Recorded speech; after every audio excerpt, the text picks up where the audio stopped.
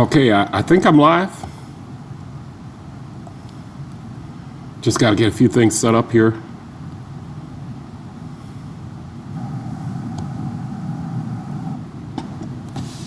I need my microphone.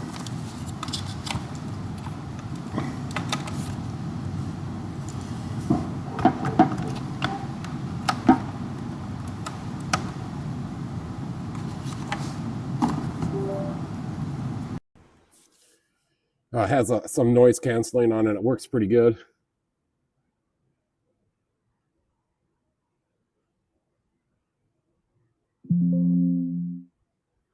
A few other things to get ready here.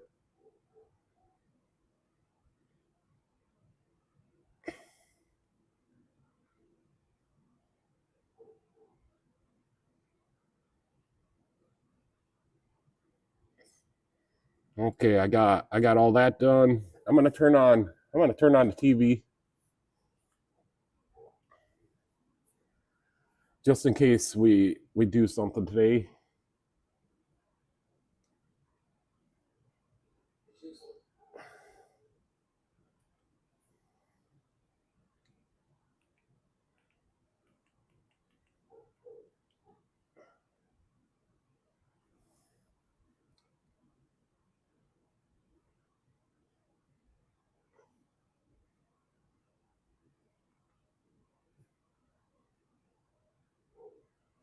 And I got a fly in here too.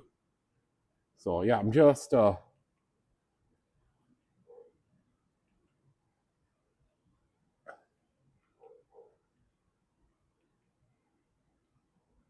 about ready.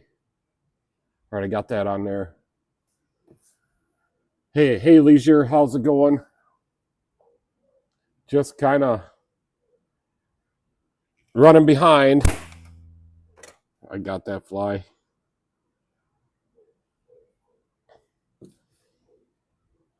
So I think I'm almost pretty much all set up right now.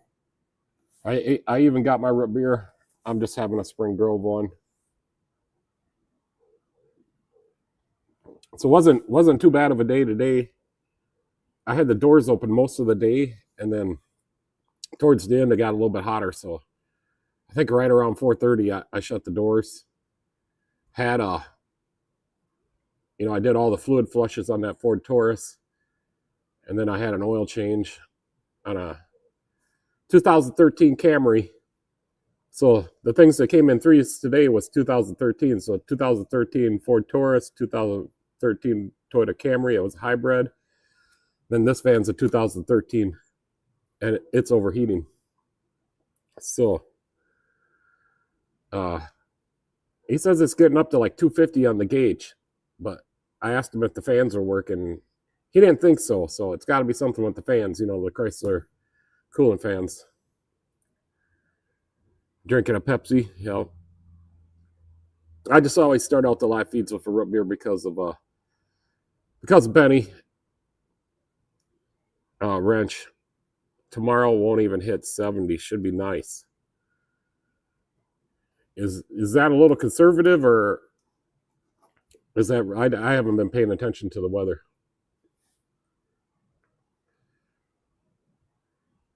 I got that video on. If you want to show everybody, just let me know. I can play that video.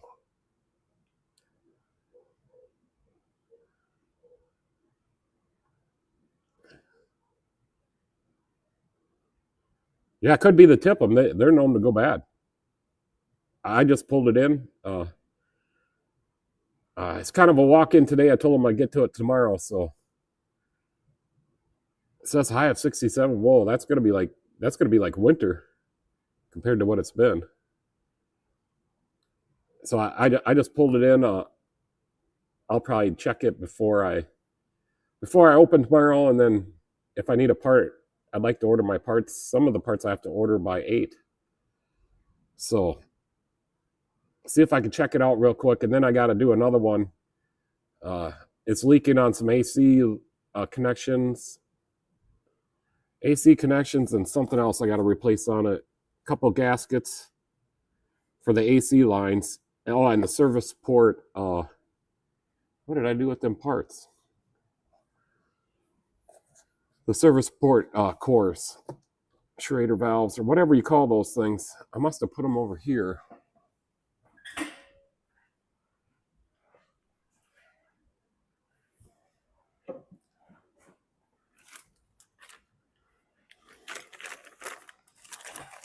So I got everything in this bag that I should need as far as the gaskets. The service port valve cores, I already ordered those, and they're in the AC box. I probably have all these gaskets too, but that way I'll have parts to put on this invoice. I don't care if you show it. I've had several clips of the automation at work. Might pull together video. Yeah, I think that'd be a good video, especially a short one. And if you can make the video under 10 seconds, they tend to get a lot more views. Today's video with the transmission fluid, the one I just did, I tried to get it to 10 seconds, but I couldn't. I could only get it to 12. I cut out so much of it already. Maybe I should have just talked faster. I just needed to talk 2 seconds faster. But here, I'll show you that one wrench. He just sent it to me. What was that, yesterday? Here she goes. Let me know if you guys can hear that, or if I got to turn it up louder. But that's where he works, and that's one of the big laser cutter. Is that a laser cutter? Hey, Michelle. Yeah, this is a video that Nate sent me.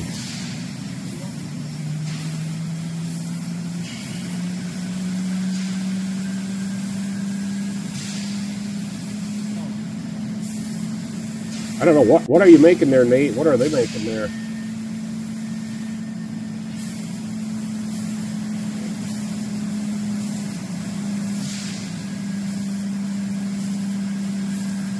Those are some square holes, a couple square holes, some round holes. Oh, a bunch of square holes on that one. Oh, I see. I think it starts out with a round hole and then it makes it square.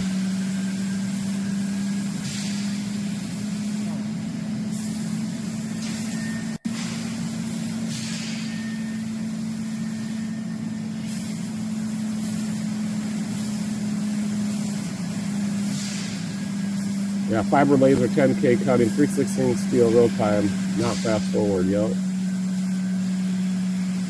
But what is it making? Or can't you tell us? But that would be interesting to know what exactly that thing is cutting out. And I know I've gotten some 1/2 inch stuff cut from you guys, and it is very, very what am I trying to say? Precise, a square cut, smooth line. But that might have been on the plasma bench. I don't know. Oh, parts for the plow system. Yeah, they make where he works. They make UTV plows. Yeah, for like Polaris Ranger and every one of them.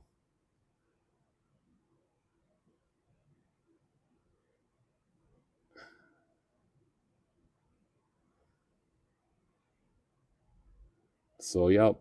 I got the engine out of the Jeep back there, and I figure later on we'll pull that crankshaft out here on the video. I just got to get the oil pump off, and then we can pull that crankshaft out and go over some of the other stuff I found wrong. And I ordered all the parts for it. I think I'm going to have like $70 in parts, not counting like oil and filter or anything like that. But just to put the engine back together, I need 4 intake valves, a set of head bolts, and I think that's it.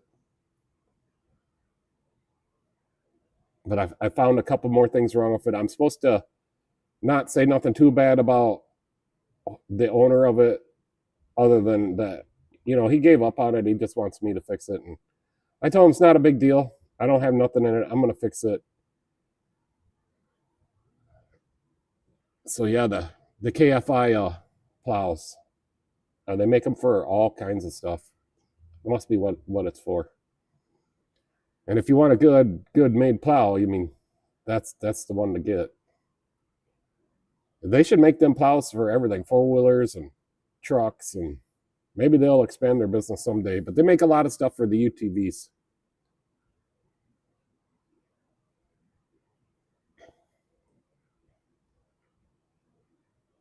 I was thinking about getting the KFI plow for my Ranger. Not just plows, winch mounts, receivers, bumpers, and more side-by-side UTVs and ATVs. Yeah, they got a huge line of stuff. That's them guys. Once they started making that stuff, it just went so good and so fast, and they expanded it out. Rob, hey Rob, how you doing? Show Rob's garden here. I don't know what I got going on here. Yeah, so he sent me that picture. I don't this week sometime, but it's really blooming good. And then looks like he's got some vegetables there on the stove he's going to cook up.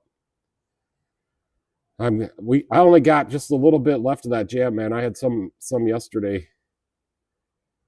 I get a little hungry here in the shop, and I'll just cook up some toast and put some jam on it. And man, that's so good. A great making pickles again tonight. Pickles.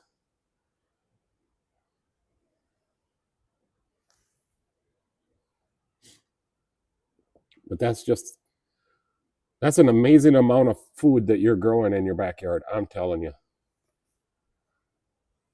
Like if World War III does start, you're going to be set to go.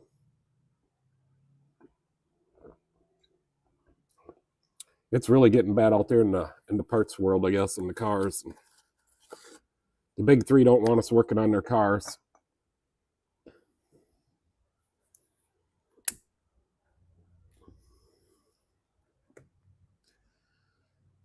So yeah, this is Rob Norton's. He grows all this stuff. This is his garden. What else do we got? Yeah, there's some other pictures of it.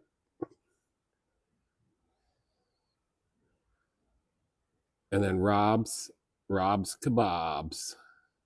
I got so many pictures from Rob. Let's kind of put a collage of pictures up here.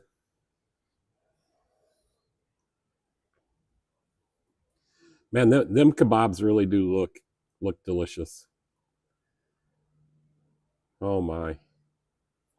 I'm very fortunate. Michelle just made me some chili before the live stream. Like I'm gonna say 15 minutes before the live stream, I got to eat a little bit. So she made chili. She was hungry for chili. She's been asking for chili for a week now, maybe 2 weeks.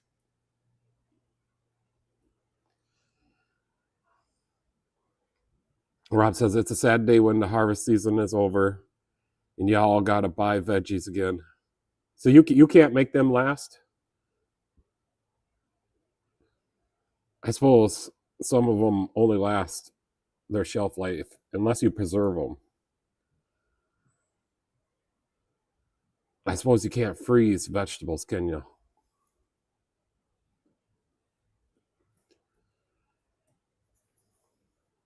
You should have your own little farmer's market right outside in front of your house.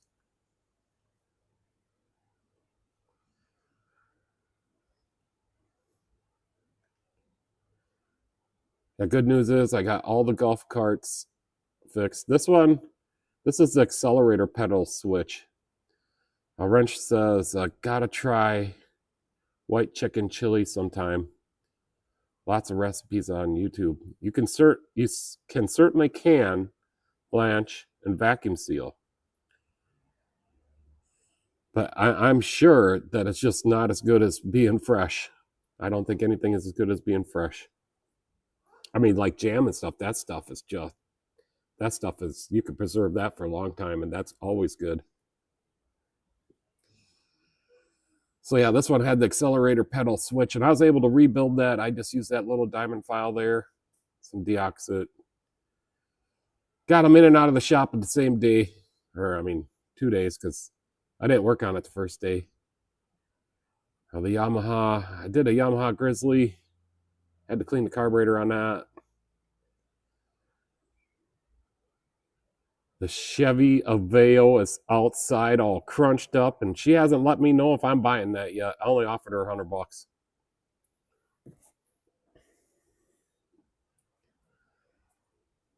So I'm not 100% sure what's going on with that. There's a club car. Changed oil on that last week. I got his air filter sitting here because I told him I'd order an air filter. I didn't have that on hand. The E-Z-GO, got that one done. It was the coil, and then that right there in that picture right here, the solenoid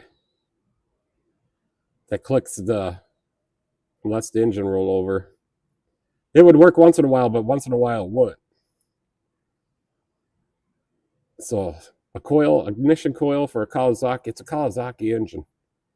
And then I put that on there, and then the lady came and paid, and she's like, do I got your phone number in case I don't make it home? I'm like, yeah, it's on the invoice. Because this thing doesn't usually go very far before she dies. I'm like, I know, I broke down on it too before I started. I got it to run a little bit before I start working on it. I'm like, it's got a little bit of spark, but not very much. It would spark like a little bit less than 1/8 of an inch for a little while. But then she'd go all the way. So I'm like, okay, I'm getting the coil. Because I unplugged the kill wire for the coil, so it would run all the time. You wouldn't be able to kill it. But it wouldn't have hardly any spark to none. So I put a coil on there, ordered it off Amazon, and I bought a solenoid oil, ordered that off Amazon. Fixed up his wiring just a little bit there. Whoever worked on it before did not pay attention. They only had one bolt in that solenoid.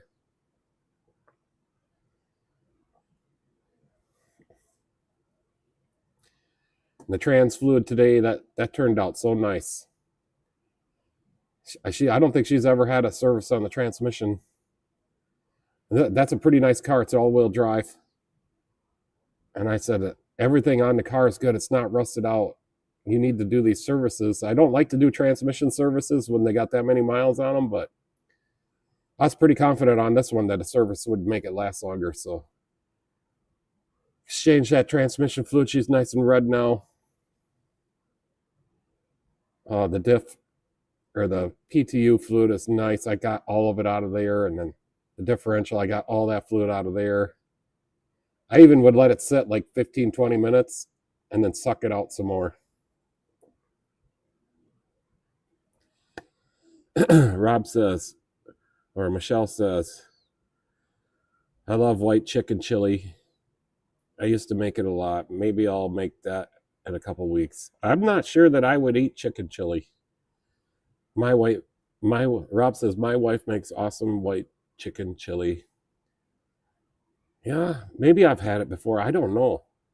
She has a really good recipe for a Mexican style, similar when my poblanos are ready. Poblanos, something like that. Michelle says that sounds really good. Rob says, I need to grow some poblanos next year, or wrench to Rob. Rob says I should be a criminal not adding drain plugs on things. Yeah, I'd love to. On my own vehicles, I'd have drilled the hole in the bottom of that if it would have been my own. I always weld a nut on the inside of the transmission pan and then screw a bolt in it with a little nylon washer. Works really good. If you do it good enough, you can just put a little O-ring. If you bevel where you weld on the outside, you put a little O-ring on your end of your nut or bolt.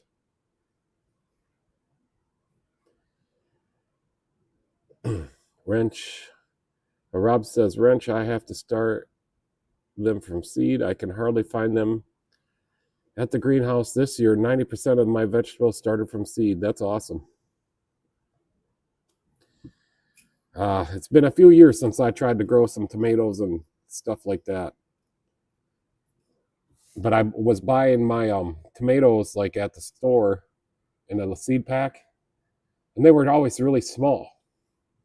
So I'm like, okay, so I go to Burger King, get a Whopper, and they got big red tomatoes.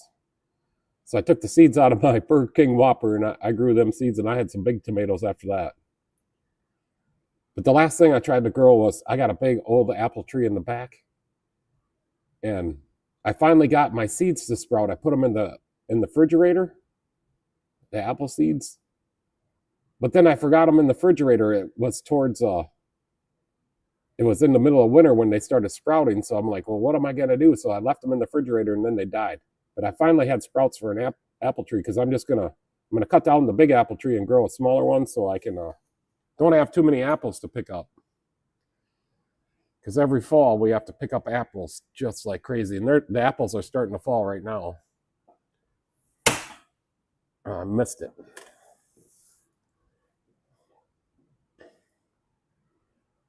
So yeah, I'm not afraid to drill a hole in the bottom of that one of those diffs and then thread it to 1/4-inch pipe plug or.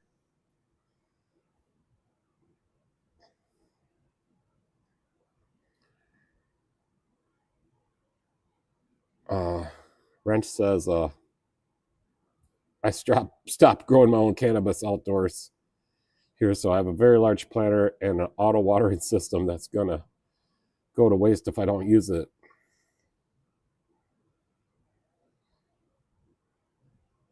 Yeah, I think it's legal to grow so much.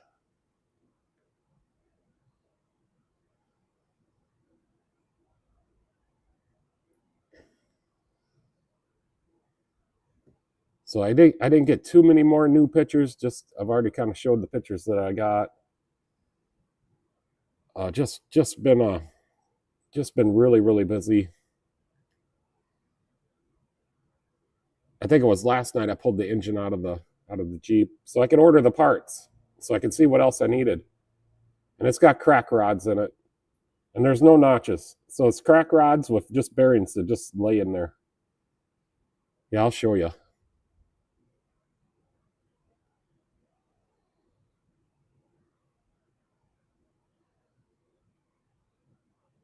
And then later on we'll go ahead and go back there. Maybe Michelle can come in here and read me the comments.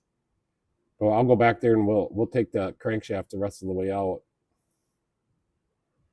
He's got a lot of silicone on the main cap girdle or the main caps. It's just one big plate. It's the main caps. There's all new bearings, all new pistons, all new piston rings. But I got a story about the piston rings.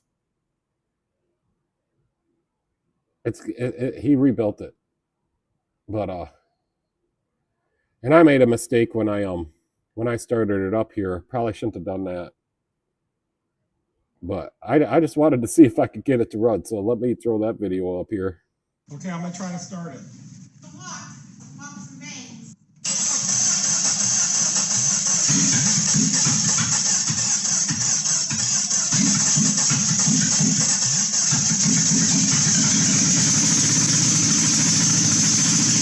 Now, just a reminder, it's just like got some soft manifolds on there. There's no pipes. It's running like on 2.5 cylinders. And that's a 6-cylinder. And it wasn't spraying oil out. It was capturing all that oil. So I was like, okay, we'll let it run. And then she died. That's all she wrote. Okay, I'm going to try to start it. You know, I was thinking maybe we could side clearance the rods, but I don't think on that engine they're not rods that rub up against each other, so it could be a little bit tighter. I don't want to spend no money on it either.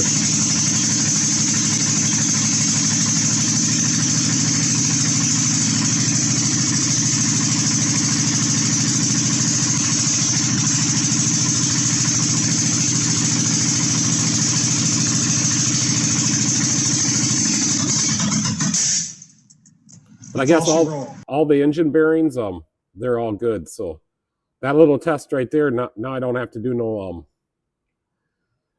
I don't have to measure anything because I can see the bearings are all wearing good. I did find a couple things. I feel that one rod was not torqued all the way, and then a couple of the main cap bolts weren't torqued as tight as the other ones. Same on the heads. The heads had some bolts were tight, some bolts weren't. But yeah, I don't want to spend very much money on. I think we're gonna have about $70 in the parts that I ordered.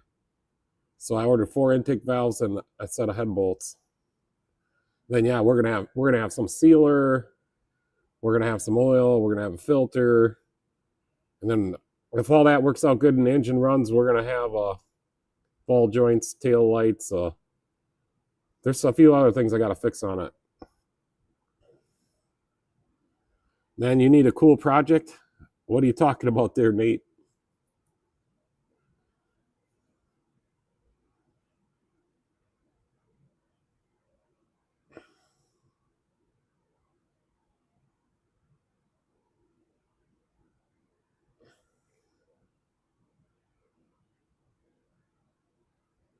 I'm just kind of looking through some pictures. When JD gets here, he sent me a new picture. If he's coming.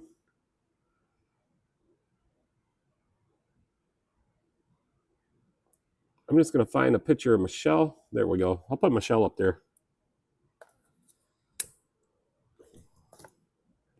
So what do you think, Michelle? You want to come out here and help me with the camera and the comments, and we can pull that crankshaft out of that engine? I got to hone the cylinders a little bit.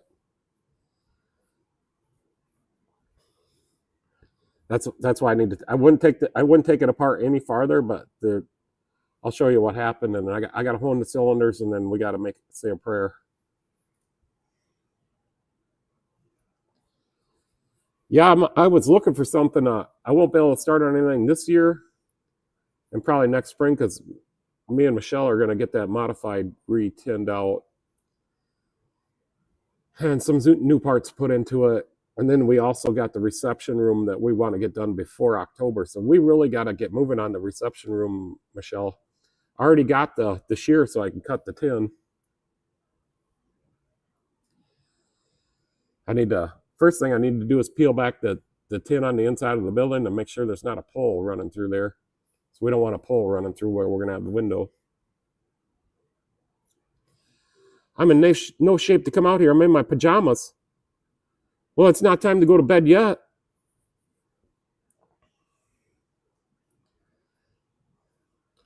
Besides, all you got to do is read me the comments and maybe just point. We'll put the camera on the camera stand, and then you can kind of just follow me around to make sure I don't get too far away from the camera. Maybe zoom in on something a couple times here and there. So you're not going to be in the feed. You're just going to be talking. I don't know. I'll leave it up to the guys to convince you then. Doesn't sound like she's very interested to me.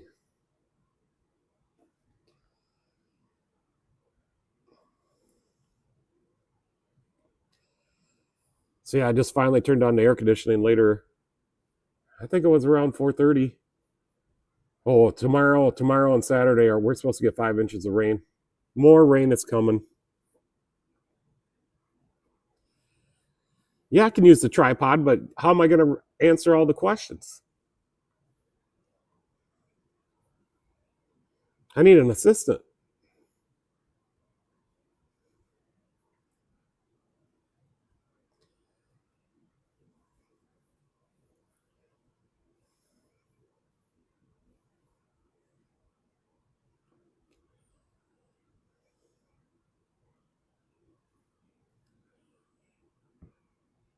So the valves are mailing, the new ones. They should work.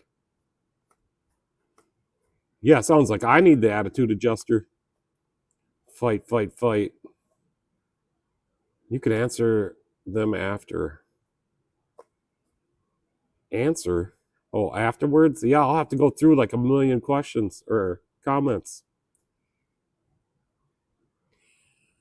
I guess not as much as some other guys, but I kind of like to read the comments as they come. If you don't read somebody's comment, they'll think you're not paying attention and they'll leave the stream. I'm going to get my own attitude adjuster.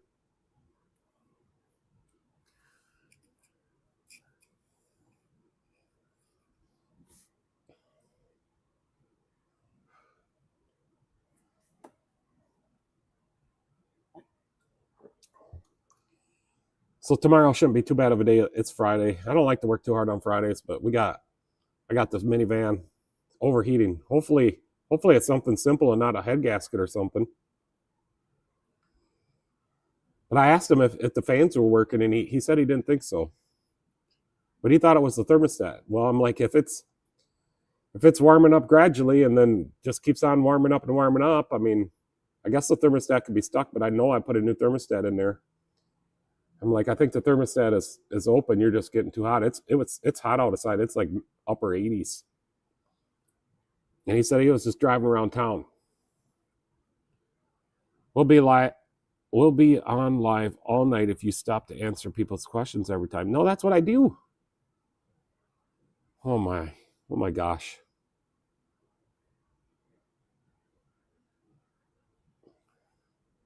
Speaking of vans, those auto door mechanisms look like a disaster over the engineered safety. Yeah, that on the Toyota. Yeah, I got that done. I think God watches over me a little bit because that is so complex to be able to figure out exactly what part is not making that door work. 3 hours of diag I had into that, and I only charged an hour. I had to take both sides apart to figure it out. But I got that part up here on a picture. Yep, I replaced it and everything worked after that.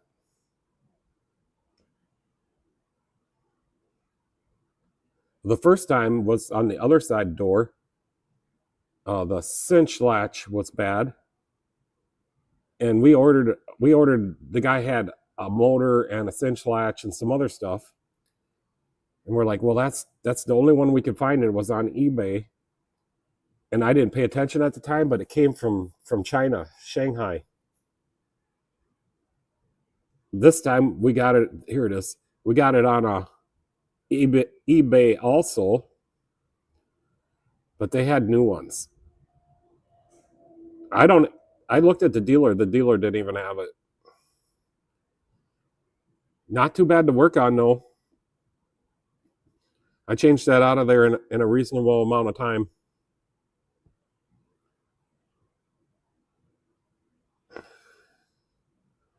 No, I don't know, Nate. He doesn't usually do his own repairs. Like if anything goes wrong on his vans, he's up here. He just lives down the street. And then he drops them off and just walks home, and then I'll call him when it's done, and then he walks back up here. So I hope he didn't dump any stop leak in it. He didn't say anything about a leak. The one good thing about things like that, if you have to replace another, it'll be much quicker to diag. Yeah, I don't know on these Toyota sliding doors, man. There's so many pieces and there's so many micro switches, so many cables. There's 1, 2, 3 cables up here on the top. There's a cable down there on the bottom. So many linkage rods. They're everywhere in there.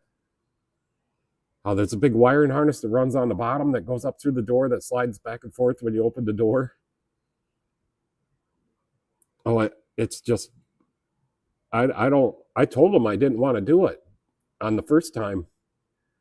But he kept insisting. He kept coming back, and he's like, I really need my door to work. Nobody else will fix it. Nobody else will even look at it. Is there anything you can do? And we researched the junkyards. All the parts for them doors are already gone. So then we went online, and we finally found one on eBay. And I said, well, I'll get all the parts. I'll order all the parts. And then we'll just try them one by one until we get them. He's like, whatever you got to do. I don't even care how much it costs. Just, I need my door to work. So he was very desperate. And I didn't want to do it, but I'm like, okay, I'm going to order everything. And then I figured it was a cinch latch because I couldn't get it to cinch. But turned out we put that in there first and it worked. Hey, Phil, how's it going? The sliding doors on the Dodges and the Hondas ain't no joke. I know. I've done a few handicap vans with the ramps and stuff like that and the sliding doors. The handicap people have to have their sliding door to work. Nobody else wanted to look at it. They were smart. Yeah, I know, but I didn't want to do it either, but I was the get last. I was his last option, and he's like, I'll pay you double. He said. And I said, no, we don't do that here. But I said, okay, I'll schedule you for the whole day. And Michelle helped me on it on the first time, and we got it. I mean, that was a big thing. They were so happy. But then what is it now? A year and a half later, the other door quit, but we were able to fix that one too. And I think God watches over me just a little bit, because that, to me, that's a little intimidating on that Toyota. Phil says he's been busy on a new project. What do you got, Phil? You were doing the Ranger, weren't you?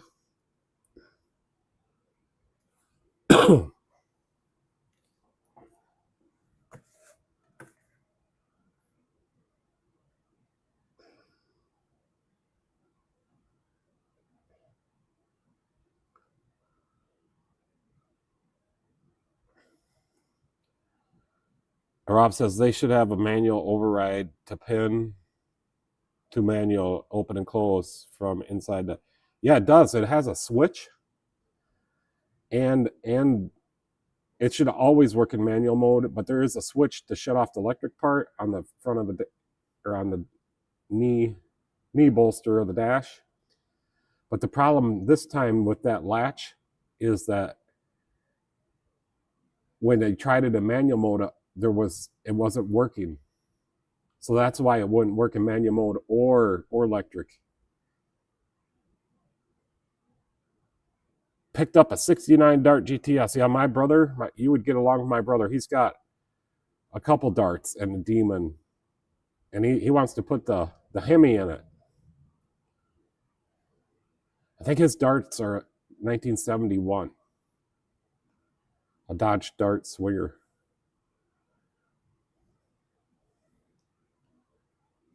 So how much you got to do to it, Phil?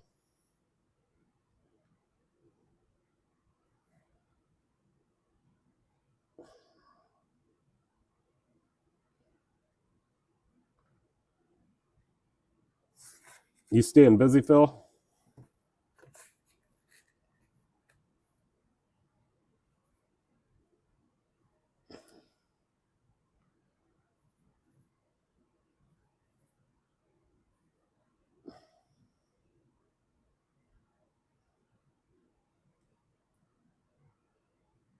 Well, I guess if Michelle don't come out to help me, I don't know if we're going to pull that crankshaft out. Yeah, Michelle's uncle has a Roadrunner for sale. This has got to be related to a Dodge Dart, you know.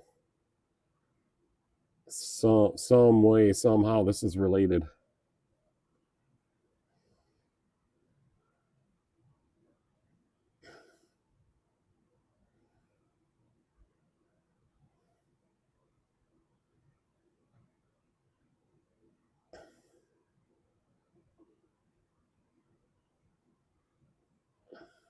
Haha, I do that a lot, Phil.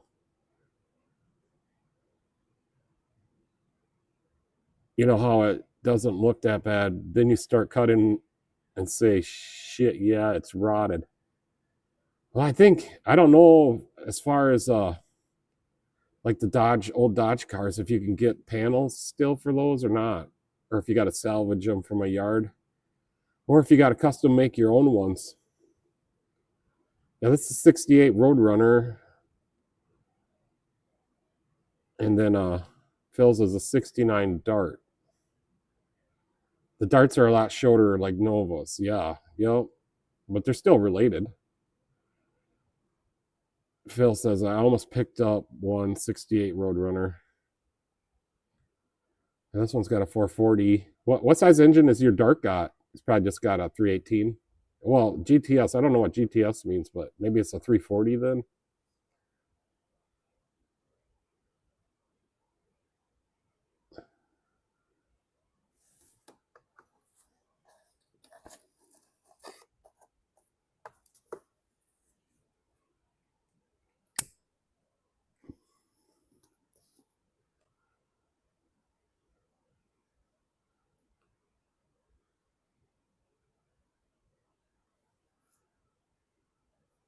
Roadrunners you can build from a catalog. So yeah, they probably got the parts you need. A lot of times, if it's not like a formed panel or something, I'll cut out and make my own. If it's simple. GTS, I don't think they would put a 440 in a Dart. It is. Oh, it's a 440 in this car. Wow. Because it's a GTS. So that would be a shit and get, right? That's why you wanted it. Well, it'll be worth some money when you get done.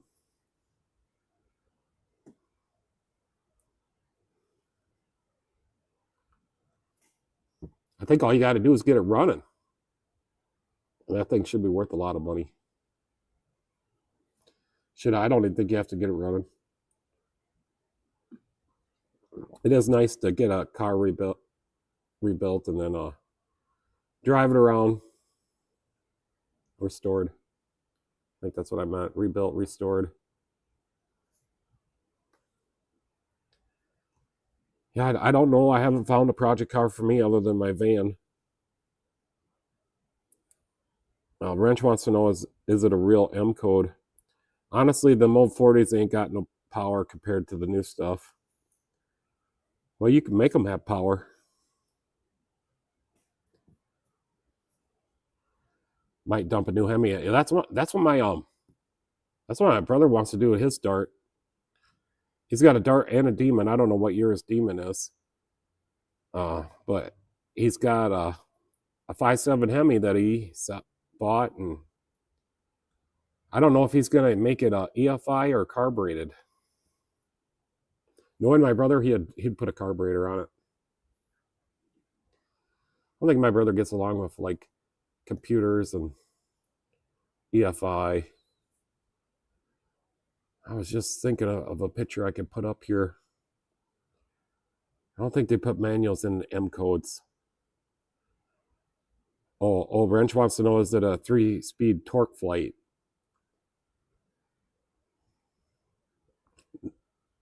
Would that be a 727 torque flight or a 904? Is 904 a torque flight? Well, it would be a 727 if it's an automatic. So it would be the torque flight if it's automatic. I'm doing all the body work. A guy is supposed to be putting an engine in. Body work is right up my alley. So how did the Ranger turn out?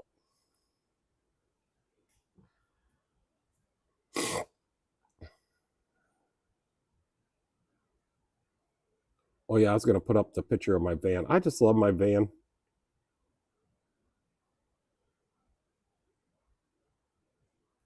It's small.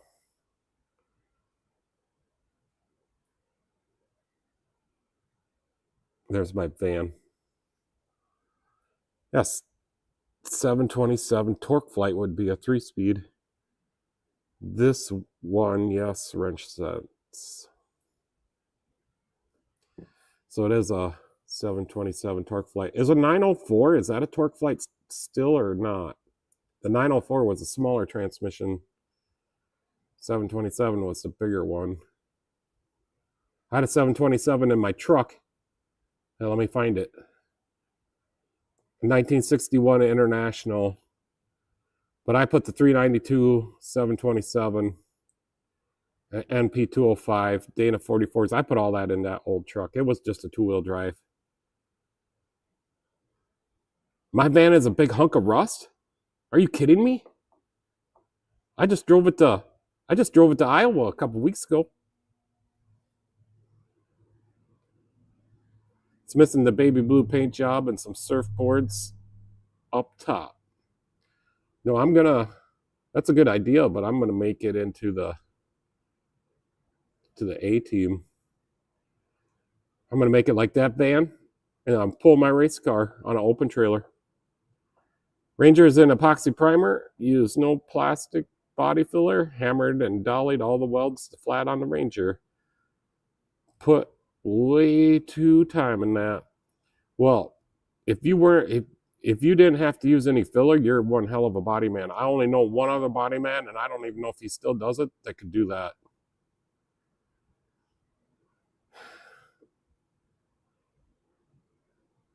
Only did all that because I bought the Ranger brand new. Oh, that's your brand new Ranger you bought and you're restoring it back to new.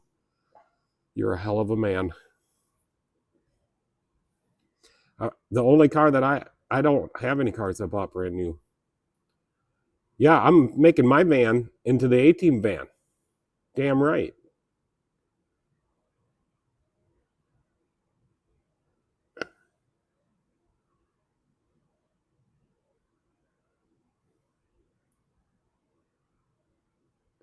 I'm just gonna paint over the windows, I think.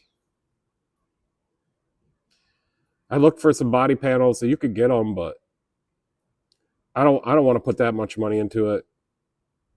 I'm not gonna fix any rust on it. I might Bondo it. I asked my brother to do it.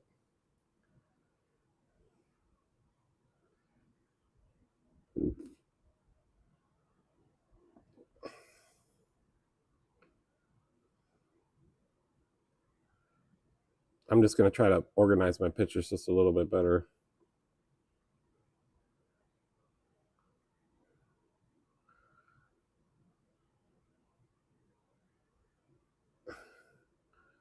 Yeah, yeah. I don't know. I think we could just paint right over the back window.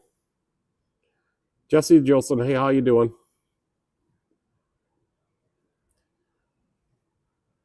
Yeah, I think the Dart, Phil, is the way to go. Roadrunners are everyone wants. Too much for what you get. A bucket of rust is 12,000. Yeah, I like, honestly, I like Darts better. Jessie says she's doing good. Let it. Oh, you let it. No Bondo. Yeah, like factory would do back in the day. Yeah, I don't mind messing around with some lead. Not for body work, but for making weights and stuff. I don't know. They say you can get some lead poisoning, but I never did. Wrench says the GT is a cool car. Just make sure the fifth digit of the VIN is M. The vans are starting to go up in value. Everybody I know wants to buy this van. I'm not selling it. Hell no. It is an M. So he must have the good one.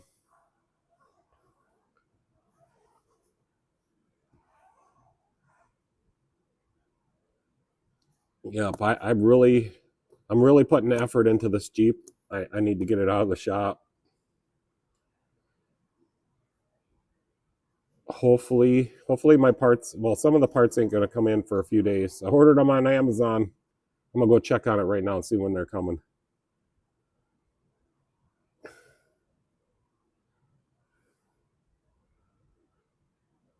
I paid my credit card so I could start ordering more stuff.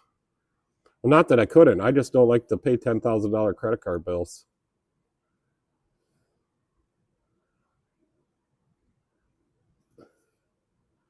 Arriving August 3rd to August 5th. Yeah, it's going to be a few days before I get them head bolts. I don't know where they're coming from, but that seems, ordered them on Amazon. That seems like a long time.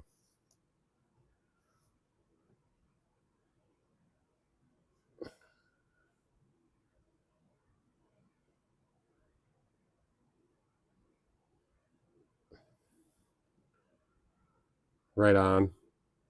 Google told me I've been looking for something for months. Google AI told me I've been looking for something for months. I'm just wondering on that AI. It's been 2 weeks now, but I was watching some AI videos of how they're going to take over the world, but this one guy's got an AI girlfriend. So I'm just wondering. I'm sure other people do too through the same AI. If I had a question for AI, it'd be like, so you're one consciousness or whatever, but how many boyfriends do you have? I just think it's ridiculous. People have AI girlfriends and I'm sure boyfriends, and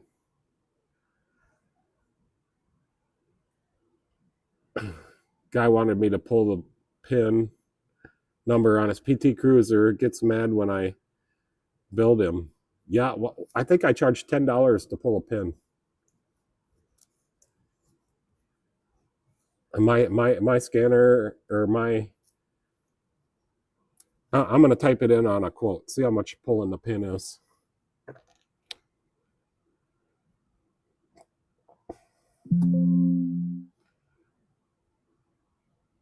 I might have raised it to 25. I can't remember.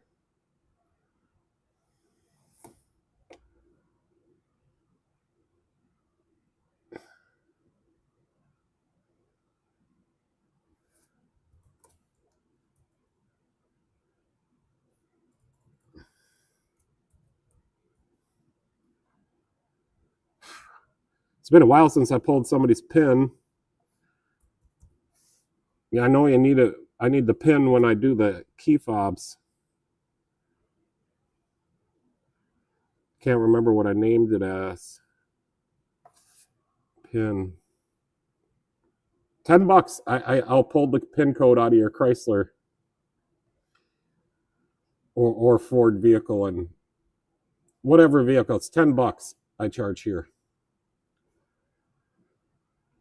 Rob says he's back. Sorry, forgot to run the generator and check its gas level. Power outage scheduled. It's got a scheduled power outage. Are you kidding me?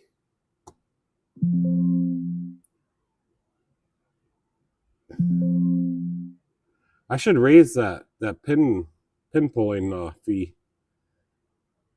What do you charge to pull the pin out, or the pin, Phil? AI girlfriend would be the way to go, not getting nagged at. Some people can't find a friend. At least AI can take the edge out of loneliness for someone. Yeah, no, it's probably good. I'm just wondering if the AI shares all of her experiences. I'm sure not. They're all on a different server. They got some kind of rules or something. I live in the Shire. It's normal, huh? Huh. Yeah, well, if we get a power outage here, they sure don't tell us first. 2018, Ursula Chrysler moved to rolling pin numbers. Oh, I did a 20. I don't think I needed the pin number when I did that. What was it? It's a 2021 Jeep. I programmed the new key for it and cut it, and can't remember if I had to recover the pin on that or not. But I did not know they have a rolling pin number. I mean, how? So you just got, every time you want to do something, you got to pull the pin.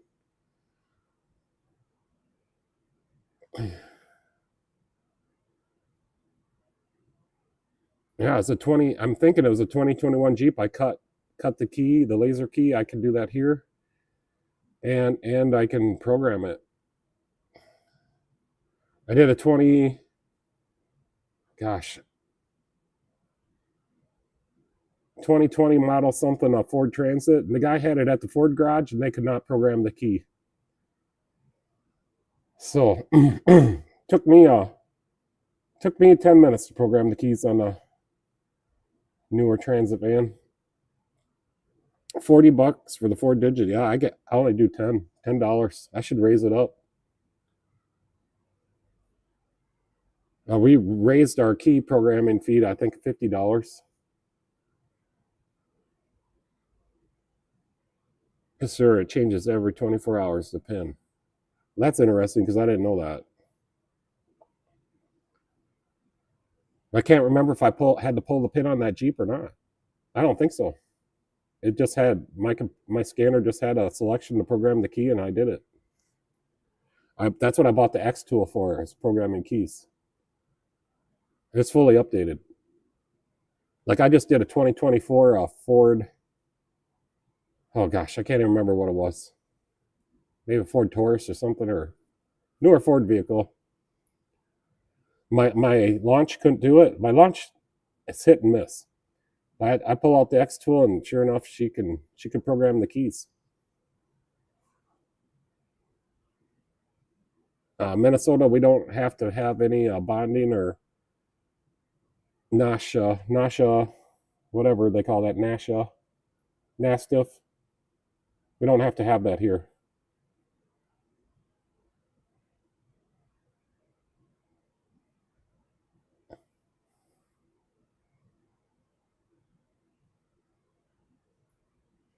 I just got the little X tool, and I like it, but I don't know if they make a bigger one. I should have got the one that has the built-in cable. Mine's got the Bluetooth. I'll go get it.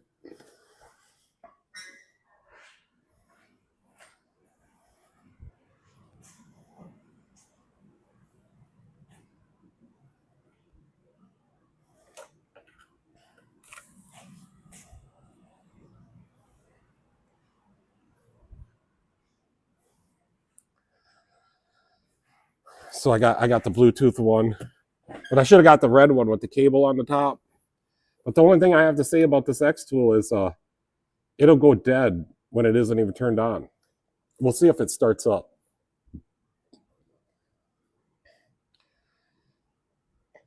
I haven't had it on the charger for a week now. Usually it's dead whenever I go try to turn it on. We'll see if anything happens. X tool. Yeah, I should turn it on every week to keep it updated because this one still has updates. It looks like it's going to turn on, but it'll probably just fizzle right out. Oh, it says the battery's full, I think.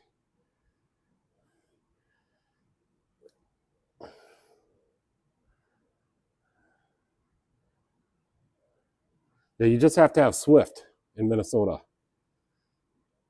No Nasha, Nastiff. You know Nastiff, you don't have to have that. Fix known problems and experiences. Yeah, I think the last time I had this on, I ran the updates. Well, it's got another one here now. But it's kind of plain Jane. It's kind of slow, and it's different, a lot different than other scanners like saving and doing screenshots. But it could do everything the Launch could do as far as I know.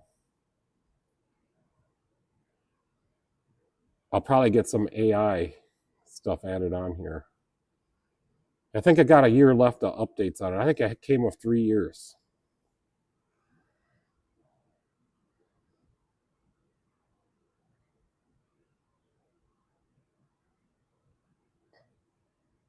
If I use factory software, FDRs, IDs, etc., it will ask you for your Nastiff ID. Yeah, I haven't had an instance where I've had to have a Nastiff ID yet. Well, I don't ever plan to because I do plan on moving to Florida someday. And then I thought about just doing keys, but I guess if I have to get certified, then I will. I think it costs a lot of money.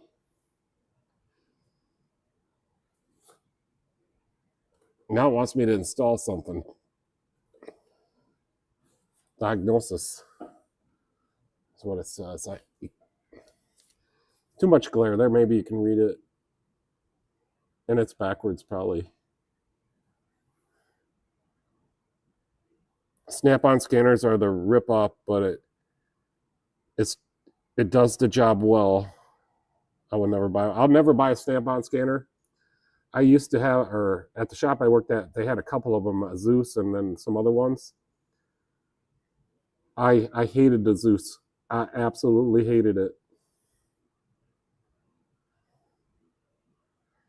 Oh, it's not bad to get the Nastiff.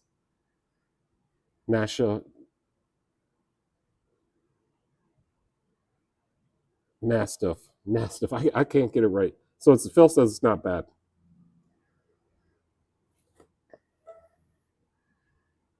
Open. And I took a screenshot. I'm going to delete that screenshot. Somehow it took a screenshot, but normally it doesn't. My palm was resting right here. Updating resources. I'm sure there's some more updates. This thing gets updates all the time. Wrench says, I used Solus Pro for a while. Not bad. Yeah, that's what one of the other guys had. That was better than the Zeus. I really want the S2, the Ultra S2. Updates. 115 updates. Download all of them. It's at 100%. It's never had 100%. I haven't had this on for at least a week. So maybe the issue is fixed from the last update, because the last time I turned it on was just to do updates. I used the launch one, and if that one don't work, then I go get this one. But usually my brother has this one. But I want the Ultra S2, but the only problems I have is it's so big. I have 3 problems. It's so big. The J-Box, or the vehicle interface, is so big, and the price tag. Those are my 3 problems. All Snap-on scanners under delivery. Yeah, that's what I thought. And then they're hooked in with everything. And then anytime something goes wrong, you gotta get it fixed. I've had pretty good things with Harbor Freight scanners. I've heard pretty good things. Not sure if they would be sufficient for car shop level needs, but Shade Tree guys got for sure. Well, Eric O has one on South Main Auto, one of those Harbor Freight ones, I think. But he's got every scanner.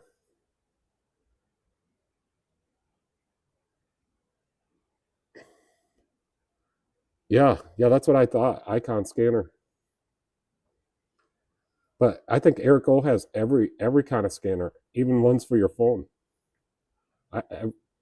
For a while there, he was using a different scanner every video that I've seen. All right, so it's updating. We'll just let it update. Click the screen off so the battery stays up. Yeah, it's a nice little handy scanner. I have not umbilical corded the VCI yet. There's no light in the VCI.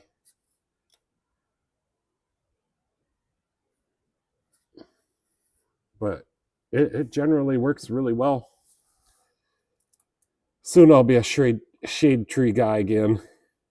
Yeah, me too. I think I got like 13 more years to go before I can officially retire. I'll be retired soon. That's great. I can hear the sirens outside. Yeah, I got about 13 years to go, I think. I didn't count officially yet, but maybe 15, I don't know.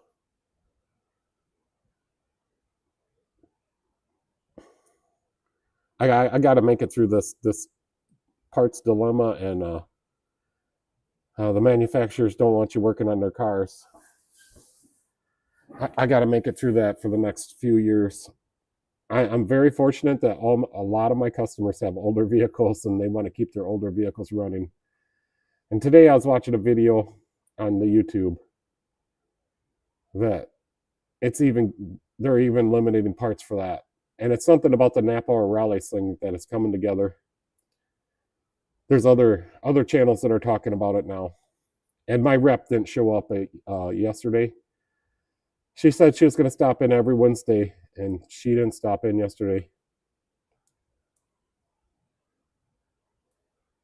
Oh, and the 2 traveling salesmen, the snake oil guys. What else did I call them? Well, that was on Tuesday. Well, yesterday. There's 2 more guys to follow them guys around in case they don't sell stuff. So I think I got scammed. So the 2 guys that came first are very rude and very loud, and they get kicked out of everywhere. And then a day later, the other 2 guys show up, and then they're pleasant to deal with, really nice, pretty good salesmen. And then so the two first guys made me feel really bad, or Michelle did, and I'm like, I kicked them out of here. I really did. I said, you guys got to leave. And the guy said, you need Jesus. That's what he told me. And then, I mean, of course I need Jesus, but so I'm like, I felt bad. Michelle made me feel bad. She said, you shouldn't have kicked them out of here. They were just trying to sell their stuff. And I'm like, I don't want their stuff. But then the next day, the other 2 guys roll in, and they're nice. They're salesmen. I was talking to them. I mean, I don't normally talk to salesmen, and I had a funny feeling that they were the same people. And so I think I got scammed. I think that's their plan. They follow each other around one day apart. The first 2 guys make you feel guilty and bad, and then these 2 guys come around and they can sell their stuff. And that's exactly what happened. I did only offer them what I wanted to pay. And I didn't want to pay that much, but I bought a gallon of the stuff, and I haven't tried it yet. Michelle's tried it a little bit. And here's the brochure. So just a little smudge on this one, and that's not impressive. Well, the first two guys came, and this thing had a big blob of shit right on it. But anyways, we bought some. I told Michelle to treat it like gold.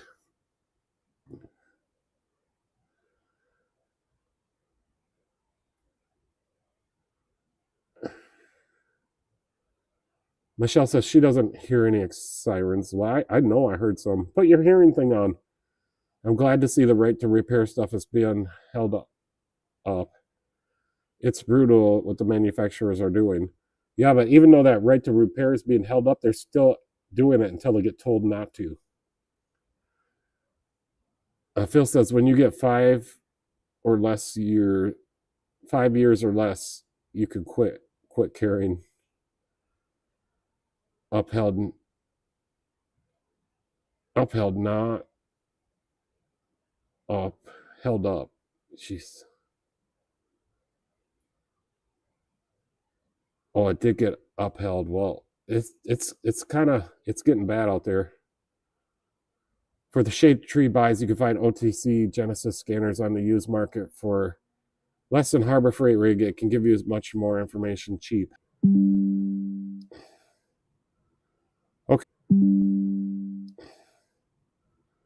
Okay, so I'm not sure what happened there. We're on Michelle's internet box. We just got that running today, and I just lost all internet.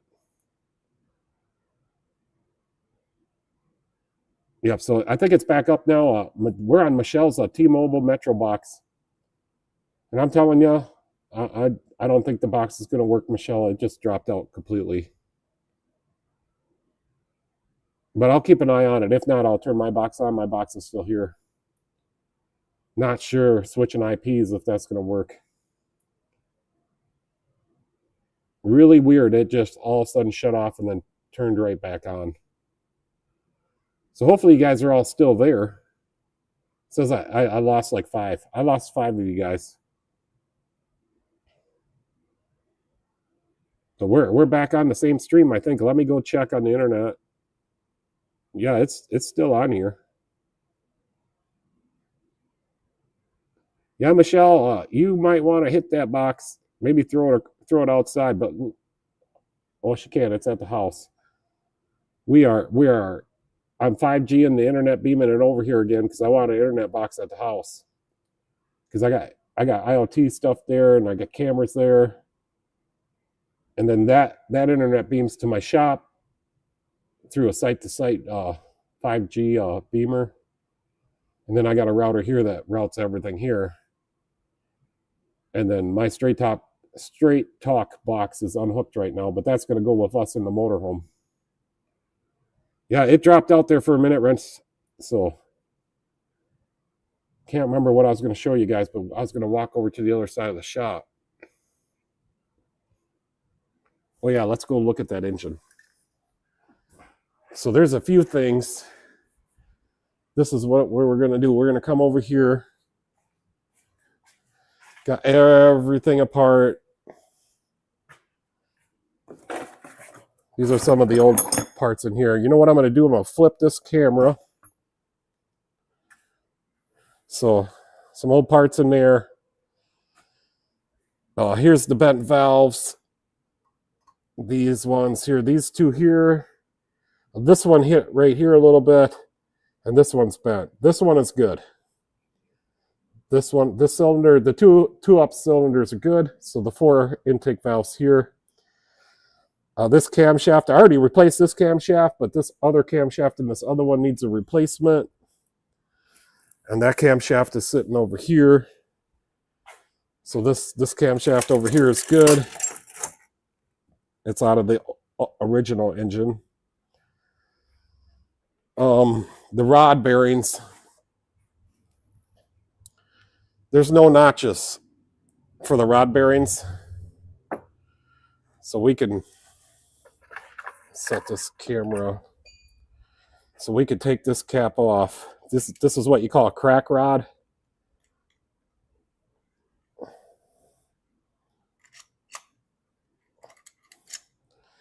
So they're cracked. And then there's no notches. I'm too close to the camera. There's no notches on these bearings, which is weird to me. I've never worked on an engine that didn't have notches on the bearings. But all the bearings are good. You know, it ran, so I know the clearances are good. The problem is this piston here, the oil ring he had messed up. You can see it's messed up right there. So it got a groove in the cylinder. Hence why I got to take the crankshaft out so we can hone it out. I just got oil all over my hand.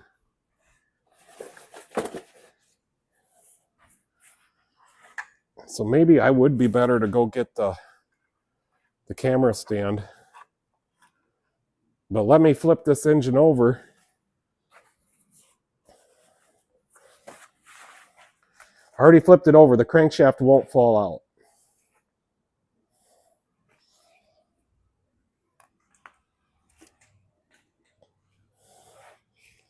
I'm going to need a light. Looks like we got a light right here. But that oil ring, and this is probably my fault, but that oil ring kind of scored the cylinder right there. So I'm going to hone that. I'm going to rigid hone it, and then I'm going to dingle ball hone it.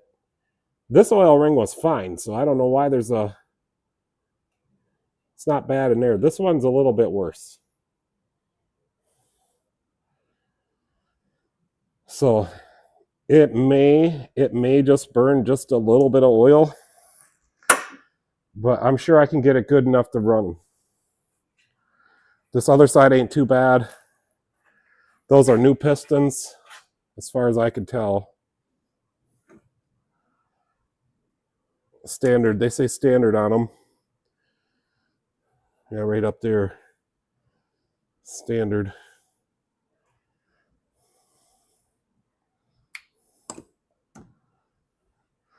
And here's a whole nother set of new standard main bearings, but the main bearings that are in there are brand new. So he had a little too much silicone up here on this one. Shouldn't be no silicone in this area. Only in this area. So I gotta clean that silicone off of there. These are some Ecotech timing chains, nothing to do with what we're working on. So yeah, I probably shouldn't have ran it, but it's gonna be okay. I'm gonna hone them cylinders once I get the crankshaft out. And you gotta get this oil pump off there. I'm just gonna flip this. Just like that. So I gotta unbolt this oil pump, and then this crankshaft will lift out of there. So yeah, right up here, there should not have been any silicone put here. But all these, everything looks good.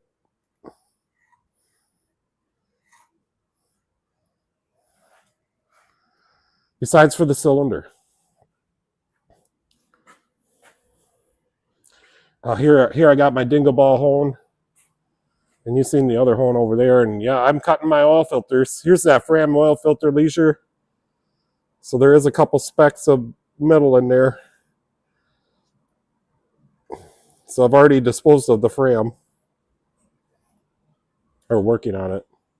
But yeah, I cut all my oil filters apart. And I got two 5-gallon pails full, so gotta get them done. Go back to the comments, see what I missed.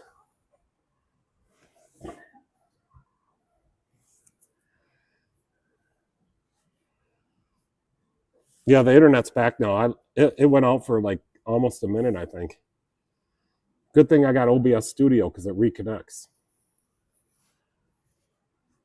Yeah, I can't figure that out, Leisure. I've never worked on an engine that didn't have notches on the bearings. There's nothing to line the bearings up. The bearings can be slightly offset from each other. They can be, because they came apart that way. They were slightly offset. So I'll work on it and put them together perfectly. And I decided I'm gonna use some STP for some assembly lube on the bearings, since it's already running. The clearance is good. Try to keep the STP off the piston rings, and then we'll break it in on some synthetic blend. The piston ring, I got a used piston back there from the old engine. I got all the pistons from the old engine. No connecting rods, but I got the pistons. So I'm going to use the oil ring from the original engine.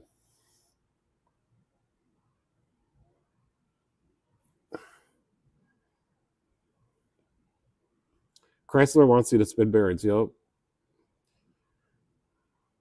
Yeah, I don't think it's only me, Jesse. I would never put any money into any Chrysler product built after 1972. That's probably a good idea. But this thing was given to me. So far, other than labor, I got a ton of labor so far, and I'm going to have a ton more. But I'm going to have $70 in it, plus oil, plus filter, to make it run. Oh, I think I need a crank sensor connector, but I still haven't decided if I'm buying one, because I modified one of the other connectors and I wire tied it in there. Leisure says, Eco Wreck. Did you see Ford is no longer putting V8s in their half-ton trucks? No, I didn't know that. Chevy, I was going to buy a new Chevy a couple years ago, and they only offered that 4-cylinder turbo. But I see that didn't go through very well, because the 5.3 is back. I guess you could, at that time, you could special order if you called the dealer with the 5.3. But I tried to do it online on the online thing, because I was going to get a work truck, and I could not get the 5.3.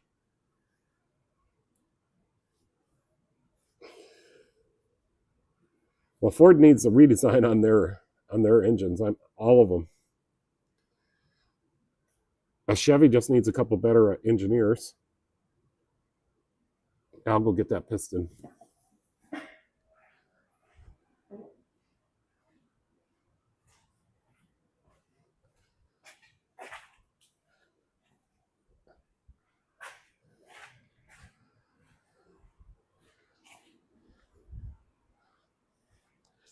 So I got one of the old original pistons.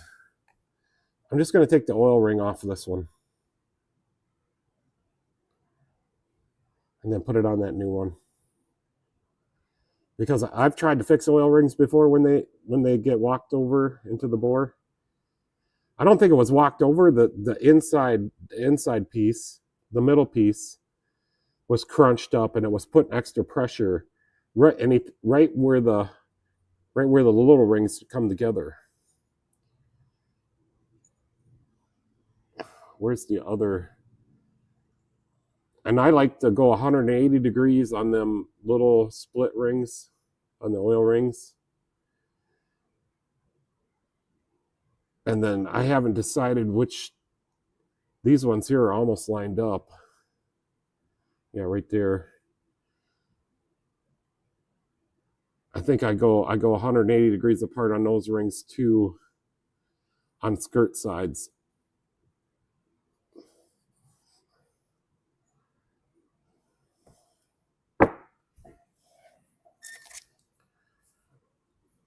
Matthew, hey Matthew. Rob says Ford is a mess right now. Too many recalls, relying on turbos, fireball engines with leaks. Yeah, no, turbos. They need to they need to stop.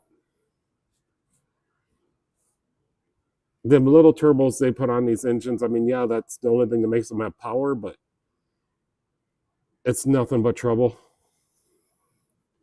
They can't get it right. They haven't got it right.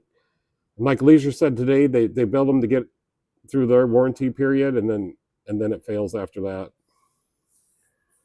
He commented on one of my videos about the fluid exchanges. Like he said, it's lifetime fluid, and then as soon as the warranty runs out, it fails. But I interfere. I interfere with that. I make sure all my customers got good fluid. And I think we're going to get some extra life out of that Ford Taurus, and maybe someday he'll sell it to me. I mean, I want one of those all-wheel drive Ford Tauruses. Michelle says, I think my son's 2021 F-150 is a turbo, isn't it? More than likely, it's got the EcoBoost. New GM truck engines are the 5.7 and the 6.6 gas, the 5.3 gone away. Oh, they back to the 5.7? I didn't know that. Yep, they just want disposable vehicles. This is what they're going to do, and I already know this. So as soon as they make a new model, they're destroying all the dies, and they're destroying all that. They're going to make a limited supply of parts, and that's it. And you know how these parts are specially designed now. You got to have special tools and all that. They're specialty parts, and they're going to only make a limited supply of parts, not long enough for the aftermarket to catch on. Your vehicle's going to last about 5 years before it needs to be recycled. It's going to be mandatory to recycle, and then you either got to go get a different vehicle, and then the longer this plan goes on, then the dealers, then you don't get a used vehicle, you have to go back to the dealer. So yeah, that's what they want right now. They're trying to work on getting rid of parts for the older stuff that I work on. They're burning down junkyards. O'Reilly's is buying Napa, and then O'Reilly's is going to go government owned and all that.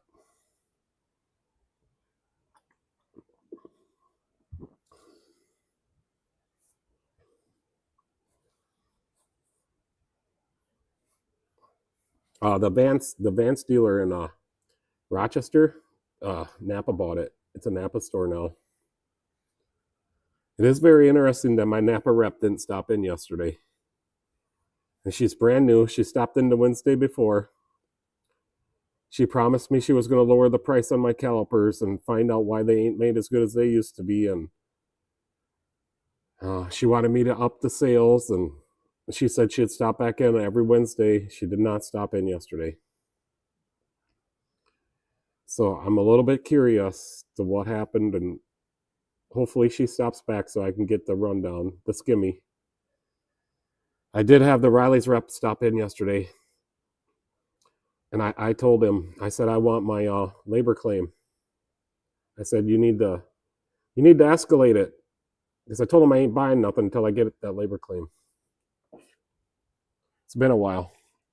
If they're going to sell me these junk parts, they need to honor their warranty. So, second reason for O'Reilly's. The first reason I was mad at them is because they didn't sponsor us in the parade, and it wasn't sponsoring me. It was buying water for the old people and candy for the kids. So let me show you.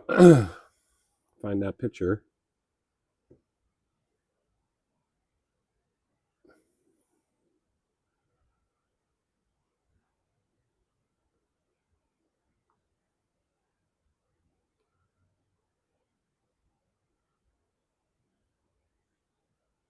Oh, you gotta be kidding me. I lost the picture.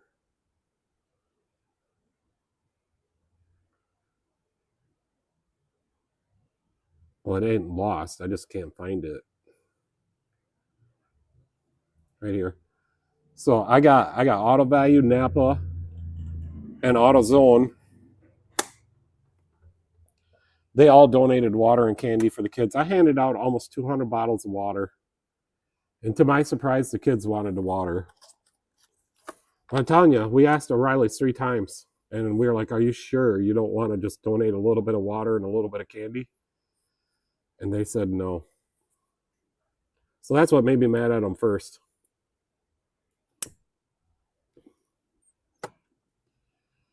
And now they won't honor the labor claim on the bad parts. They warrantied the parts out, but they won't honor the labor claim as of yet. So I told the rep the other day, I need you to escalate that. It's been a while. So I was kind of stern with them. So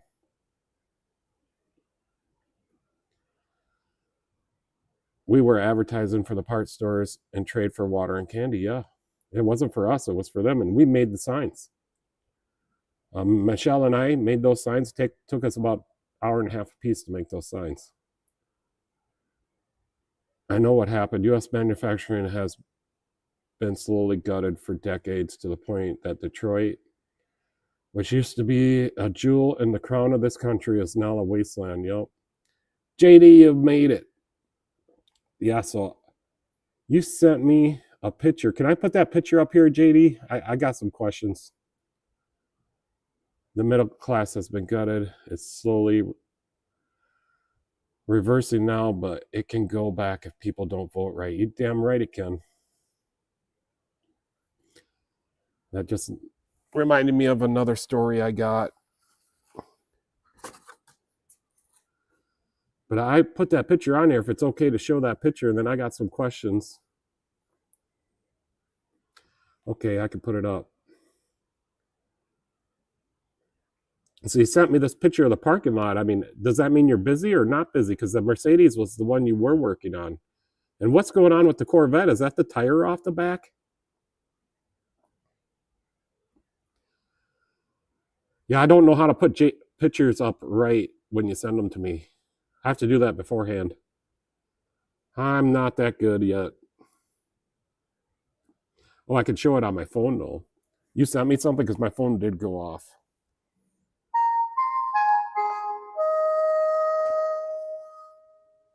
It's going off now for sure.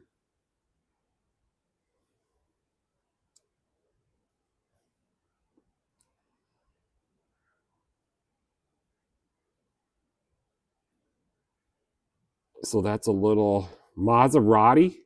That's a Maserati, that little white one there. I think that's got to be it. It's a not white, but it's a bi-turbo 425i. Is that yours? Holy smokes, look at that thing. Is that factory?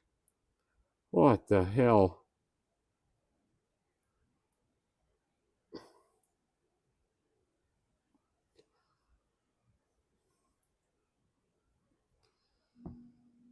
Oh, it's a Maserati.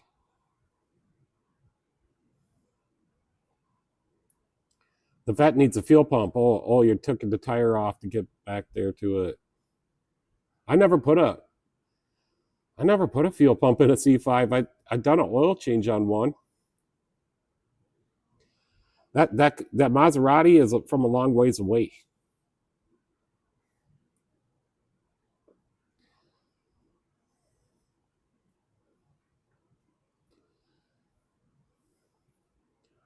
Holy, that car's got to be fast. Just a second here. I'll show you these pictures on my phone. JD just sent them to me.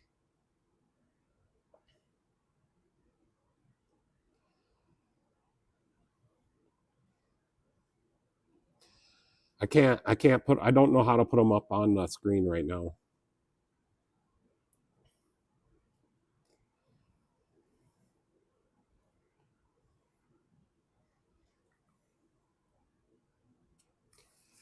Okay, I'm ready. Just hold on. One more second. So, that's the engine in the Maserati. Holy cow, that's factory?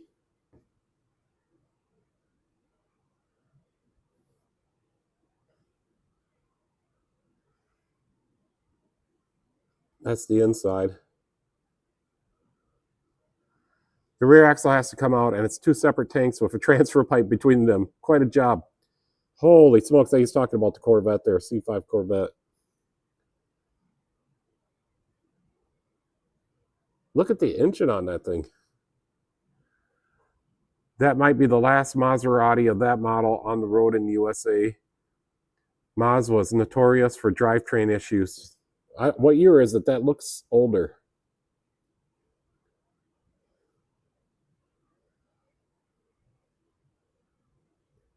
That's like what kids would do to their turbos, or not kids, but professional car builders would build turbo stuff like that nowadays.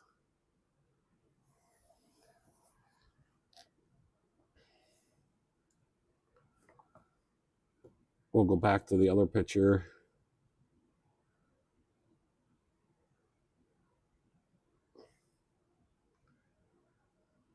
The guy said there are only like 50 of those Maseratis left in the world. It's 1987. So he just picked it up and brought it up to Canada.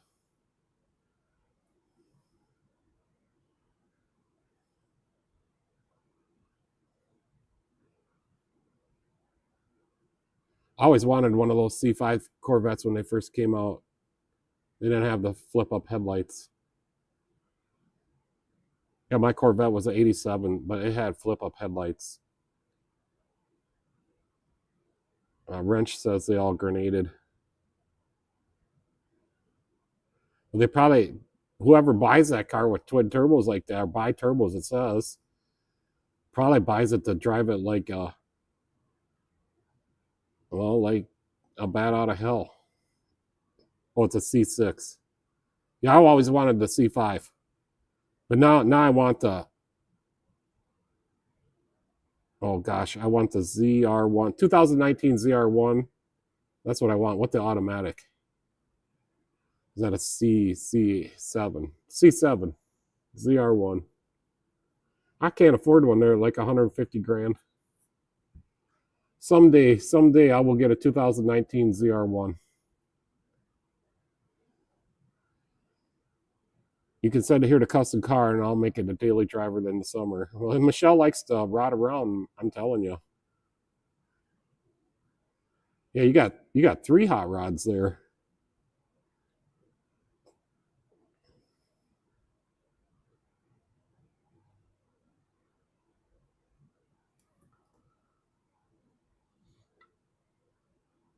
JD in Nova Scotia, Canada. Oh, Matthew is from one of the other live feeds, and he had the leaking valve cover on his Ford Escape. It comes with a new gasket set, and it'll be here tomorrow. Awesome. The ZR1X, I haven't, is that the new one? The C8 one that just came out? I haven't even had time to watch any videos on it. The C8 style is growing on me, but I kind of like the front engine stuff, but I don't know. You can get a 2014 Stingray for almost 50 grand with lower miles, yeah, but it's not fast. It's plain Jane. That's what old grandmas drive.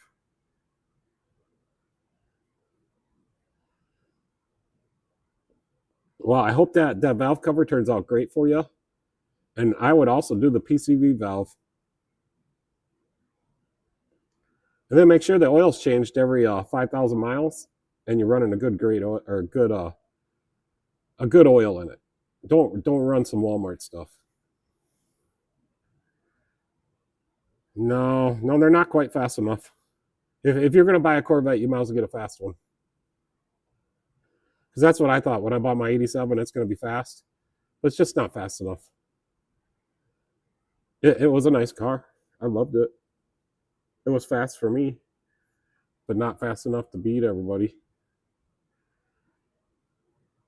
So the new ZR1, which I'm assuming is a, I'm going to watch some videos tonight. The new ZR1, which I'm assuming is a C8, 0 to 60 in 2 seconds.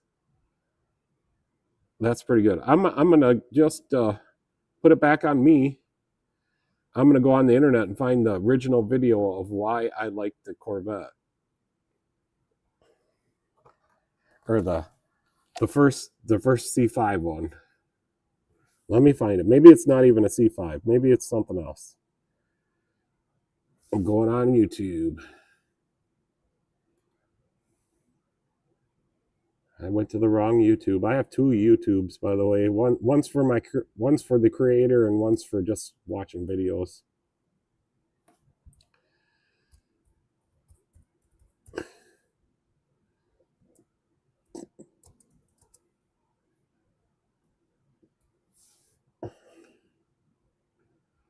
And I just have to find that video, and I'm going to turn on the volume for you guys too once I find it.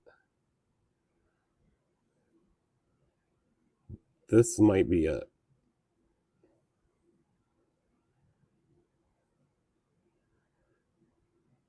No, not this one.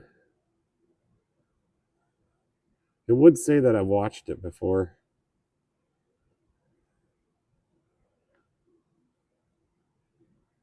I don't. It takes me so long to go through my history.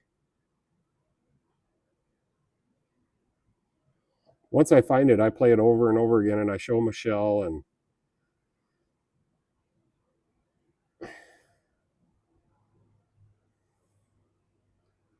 but I can't find it for the life of me.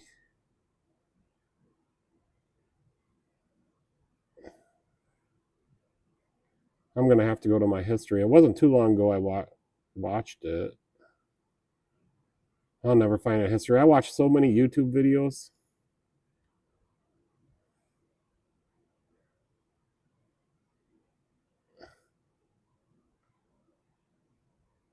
I'm persistent though. I'm gonna find this video. I think I gotta type in something else. I know it's in a long video format.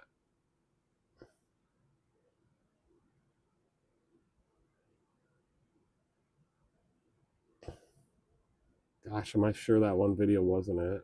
It's hard for me to find this video without the sound on. Nope, I know it's not this video.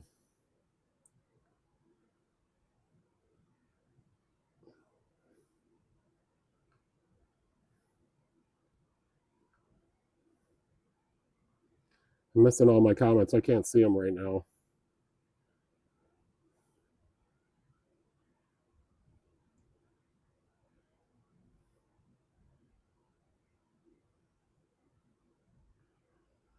Well, it looks like I will have to go to my history.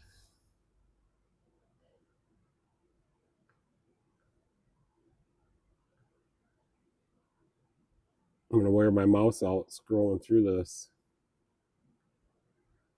Gosh, I watched it before. It should pull it right up, right? I pissed off the YouTube algorithm too.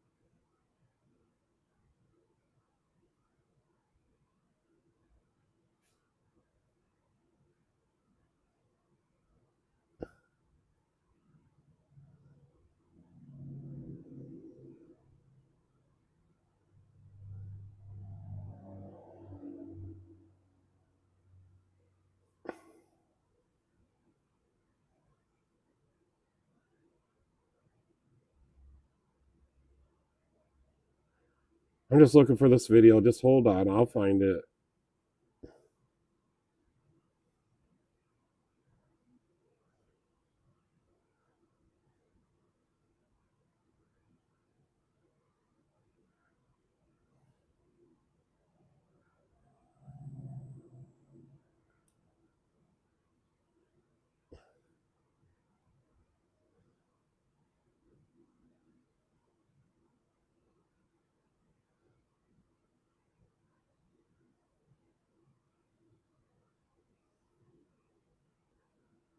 I'm going to take a break from trying to look for it for a minute so I can come back and see what the comments are.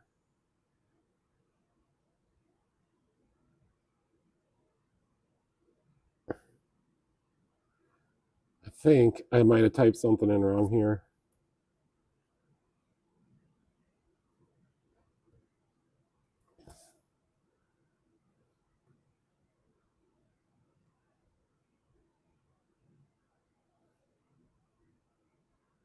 Maybe the video got taken down.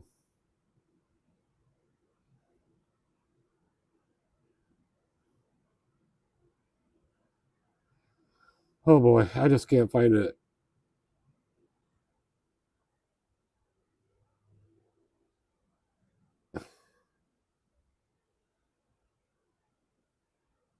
Haven't watched it for a little while.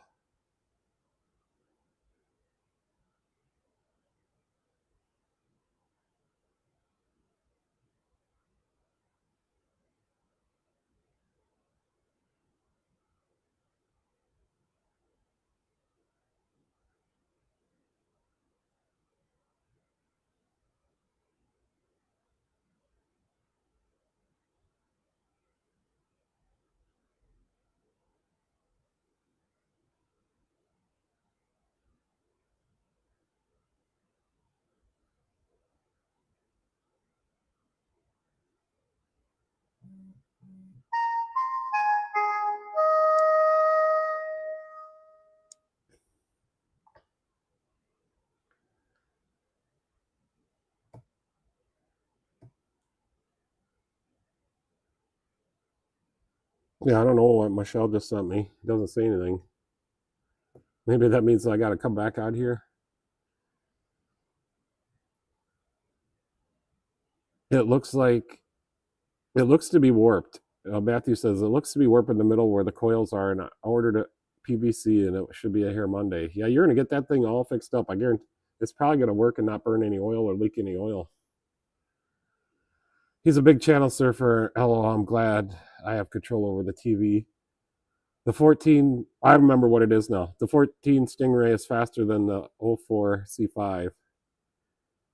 Only slightly. Wrench says 04 C5 4.5 seconds. So yeah, it's a 2015. I'm gonna go back. I'll be able to pull it up right now. 2015.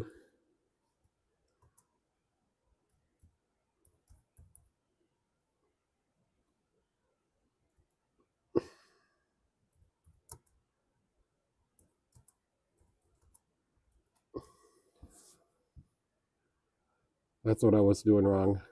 I found it.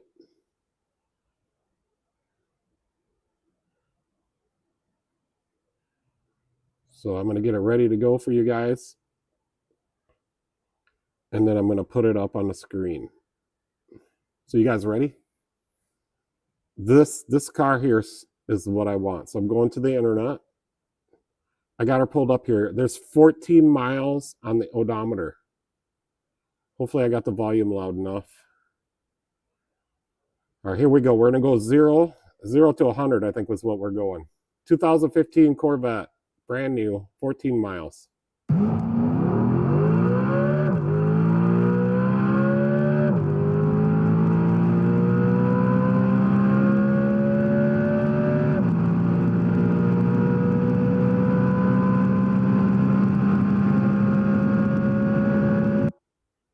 That was pretty cool. I want to put it on replay, man. Watch the odometer. It'll click over to 15 miles.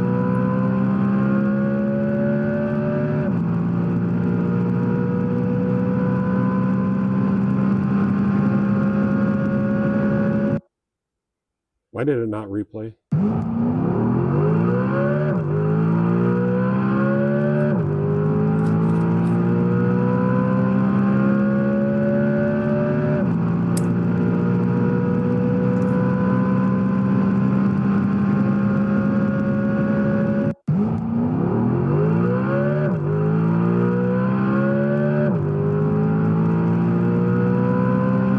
8-speed automatic. GM built the 8-speed automatic because Hydromatic said it couldn't handle 700 horsepower. And they wouldn't warranty it. So that's when GM started having all this transmission trouble. I think this car is pretty cool. I'll take one of these. So yeah, this car came with the 8-speed automatic. Hydromatic said they would not warranty it past, I think, 450 horse. This car has more than 450 horse. It's 650 horsepower, 650 foot-pounds of torque. It's a supercharged.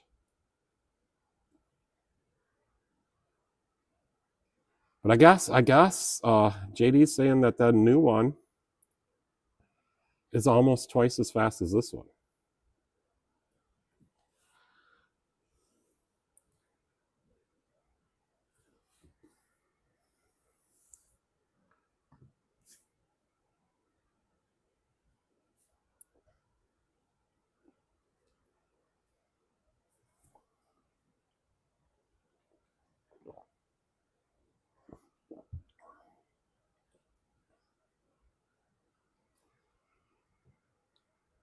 I'm going to go back to the 14 Stingray. Yep. Haha, thanks. Look up video of Zetter X1. Okay. Figure out how to do that.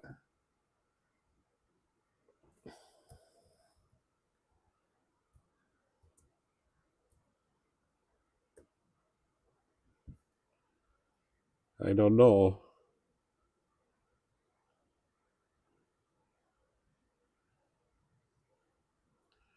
It's ZR1X. That's what he means.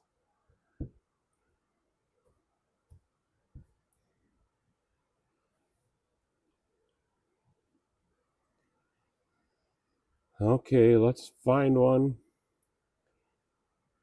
Right here. 1200 horsepower.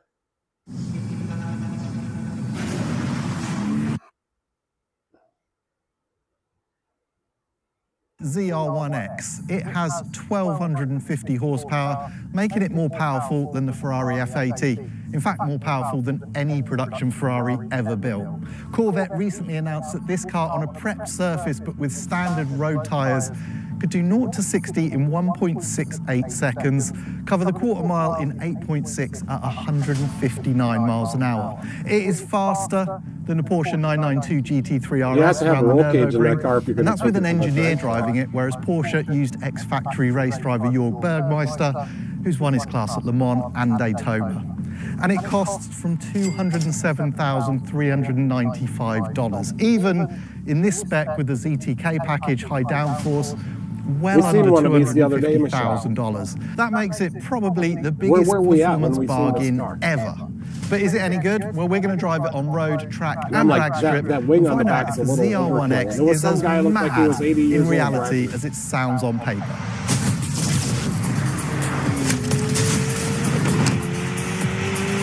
So Corvette's latest creation offers true hypercar performance for around a third of the price of, say, the Ferrari 849 Testarossa or Lamborghini Revuelto. And its engine alone makes more power than the total output of the hybrid Italian supercar. Carbon fibre aero pack, but with the Michelin PS4S tyres and the slightly softer suspension package that comes in non-ZTK track package cars. Even so, it seems unlikely we're about to break any records on such a cold day and with rain threatening in the distance. A burnout might help. Both paddles, release right paddle, hit wire right again, off the brake, full power.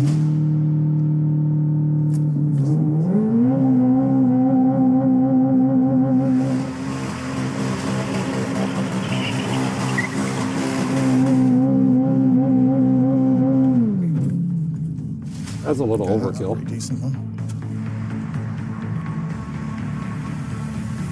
You got them Michelin tires warmed up this year. Hooks up. 2.1 to 60.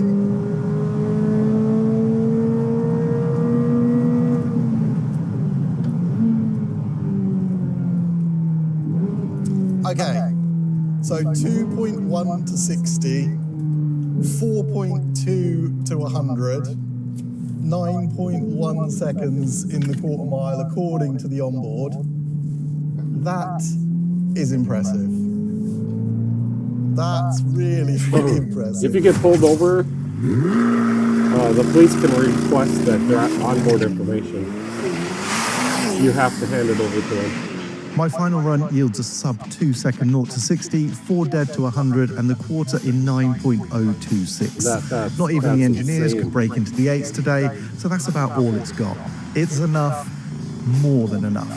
Almost. Did that pull a wheelie? Okay, so now we know the ZR1X is faster around a track and even faster up a drag strip. But now we've come to the road, and as is tradition, that's super crazy fast. All right, Michelle, we're selling everything, and then I can buy one of those. If we sell everything we got, we can have a Corvette. ZR1X.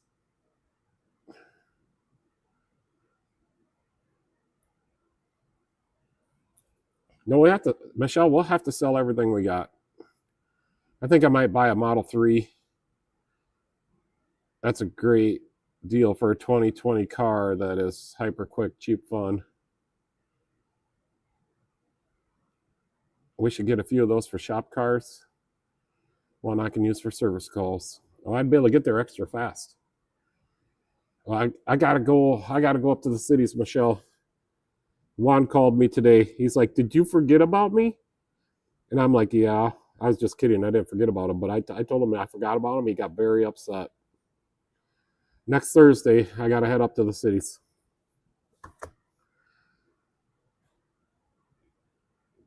And Michelle said the driver looks like he's nervous. Leisure said it sounded like it's missing. He said the F word and then they bleeped it out. I wanted to listen to the engine. Not gonna hit those numbers on the street. No, you'd have to be out on a rubbered up drag track. I think with a weight reduction and some better tires, that it could be way faster. It'd be in the 8s. Yes, haha. I told you, Pete. Yeah, Juan called me today, and he's like, he's a Mexican, a legal one. He's like, Pita, did you forget about me? I'm like, yeah, because I was just making up excuses. I was supposed to call him back on, what day was that, Michelle? Can't remember. Tuesday. Supposed to call him back last Tuesday. Michelle's like, did you call Juan? And I'm like, no, I don't want to. He's like, Pita, did you forget about me? I'm like, yeah. Oh, he says, oh no, you can't forget about me. And he's like, when do you have time? I'm like, let me look. So I got to go up there in the afternoon because I put him on a day that we already have something. A legal one. The cartel will be paying you a visit. He does have a bunch of friends, and he treats us really good. And one of the times I went up there, he bought us all real Mexican food. I didn't like it, but I had to say I did. He knows an actual Mexican restaurant, and then he tells a couple of the workers, you go get us food. And they went and got us food, and I ate it, but it was awful. Doing a family dinner at a restaurant. I need to go to Hudson to see my daughter and new granddaughter next week, doing a family dinner at a restaurant. Well, you should probably come into work then so you got some money.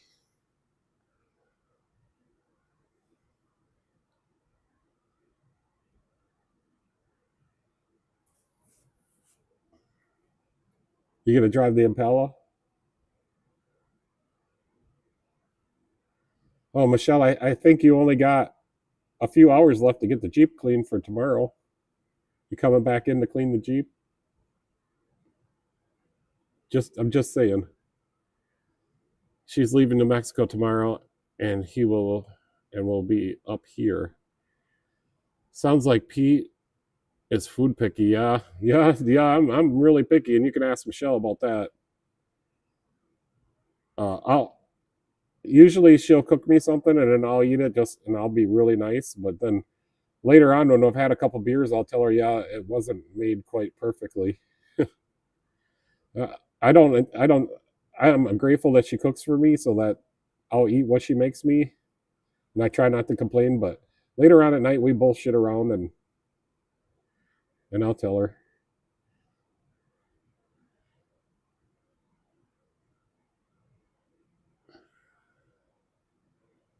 She's getting the paddle ready right now. Yep, I left the ads off for tonight. I'm gonna leave them off on the long videos. I don't make very much on these when the ads are on, so for right now, I'm leaving the ads off. But for the short videos, I think you guys can get around the ads a little bit, so I leave them on, or for the portraits or the portrait style live streams. You wouldn't dare say that to me, Pete. I did a couple weeks ago. I said I don't think you cooked it quite right, but I eat it. Absolutely, I eat it. If I didn't eat it, I would be in bigger trouble. I do all the cooking. Wrench says I do all the cooking. My wife is all smiles. I got it easy. Yeah, I cook for Michelle, but she absolutely does not like my cooking. But I like my cooking. So I tried cooking some meals for her, and she don't like them.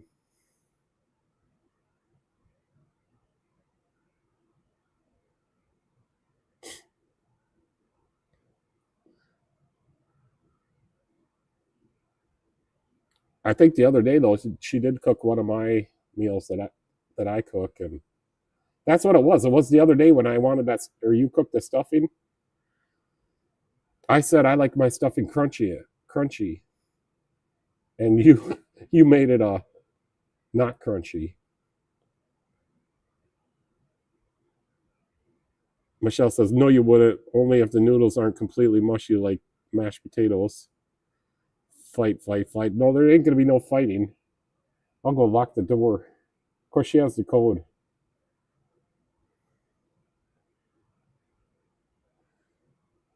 She does have to get the Jeep clean for tomorrow. She said she was going to do that all week.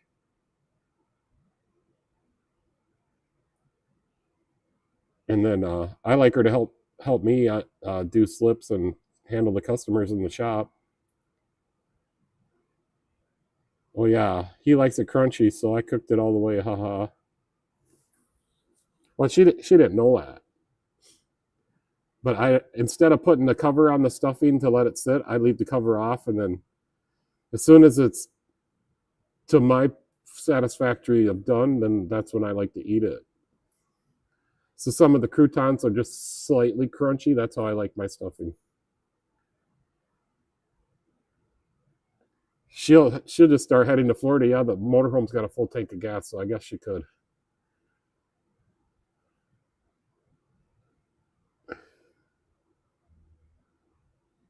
Well, so far the internet is staying on. It just shut off there for that one time, and it's been staying steady ever since. Yesterday, when we first plugged in that box, it said no SIM card and it wouldn't work. But then she left it plugged in for a few hours, and then all of a sudden it picked up service, and I told her to bring it over to the house and plug it into the system, and here we are. She just did that today, right before the live stream. I'm not the only one that's picky on food. JD just said he's picky.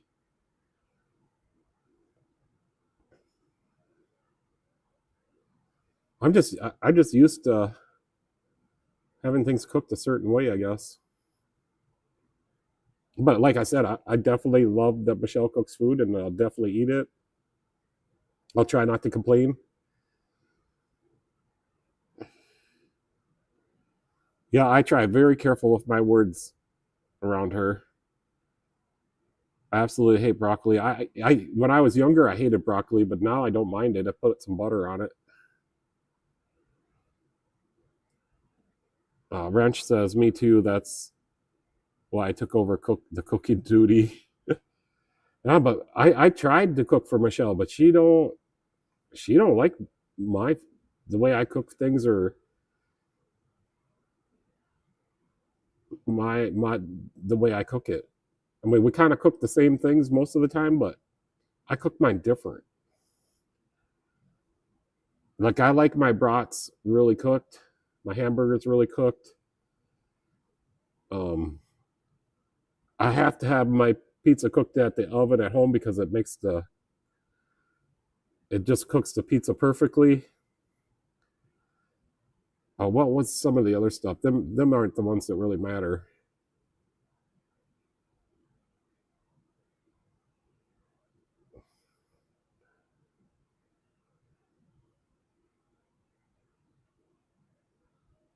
Yeah, I used to didn't like broccoli when I was younger, but now it's not bad. I'll eat a couple pieces, but it's got to have butter on it.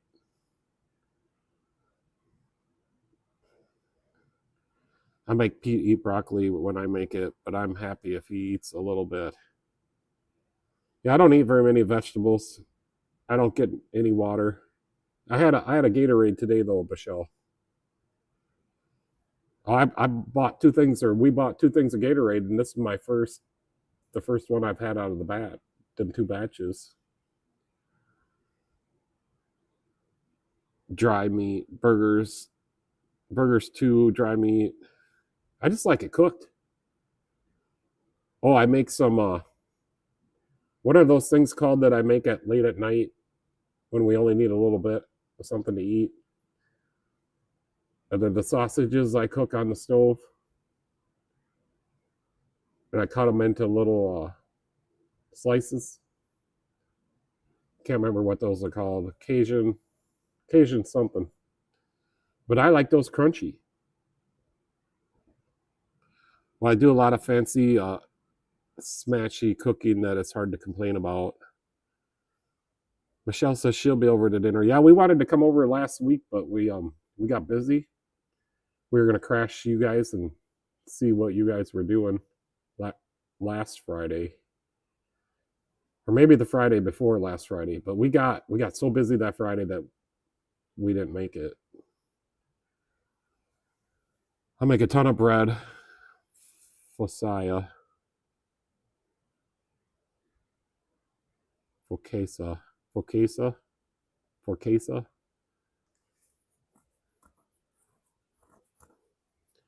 Pete is finally almost unable to eat at the Motor Mart. Yeah, I can't. Their food is so bad. Like, we've gone to Casey's a couple times last week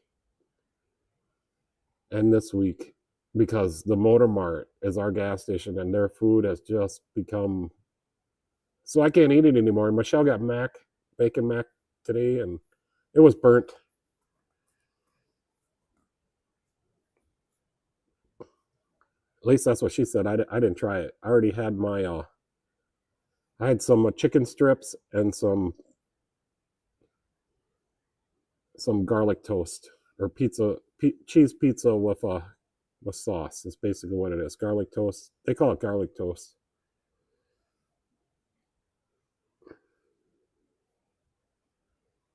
Yeah, me and Michelle, for our trip, we got a journal going on here. So I picked up this binder. It's an A5 binder, and then Michelle picked out that vinyl out of the collection of vinyl, but it's a carbon fiber burgundy vinyl, reddish. And it says Pete Michelle Daisy 2026 Florida trip, and then it's got, I bought all these stuff separate, and then I made these last night, little pockets. So I made these A5 pocket folders last night where we could stick our slips in. And then it's a daily planner on this side. You flip it over, there's notes. You can put notes here. And then it goes to the next day. So there's the slips. And we can record our mileage. So I made these. You can get plastic ones like these, but you can't get paper ones. So these are the craft paper, and I just made them myself. 2 pieces of craft paper. I cut it, folded it over, glued it together, made a pocket, and then we can record our mileage, our trips, our stops, everything, anything we want to do. So we're gonna have 31 pages of these.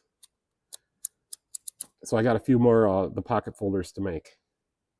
And then there's other things. There's like, we got the plastic folder or pockets, and then a bookmark, and then some stickers to make tabs and stuff. But I got like $30 invested in the paper and the binder. But that's going to be our travel planner for when we go to Florida. It's cheese bread, yep. I make a ton of bread too. Yep, I already read that one. Pete is finally, yeah, cheesy bread. Yep, I got to get a... I think I want a Mountain Dew before I have a beer. Maybe I'll just have a beer. I'm gonna go get a beer.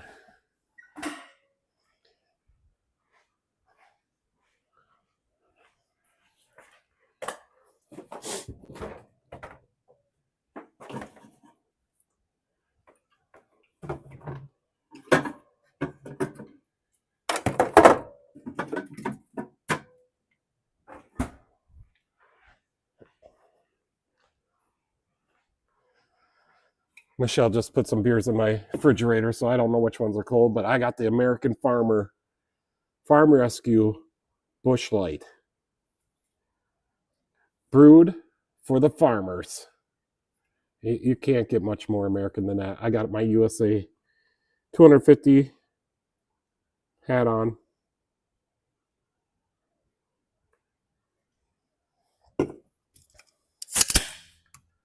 Where's my can coolie? I lost my can coolie.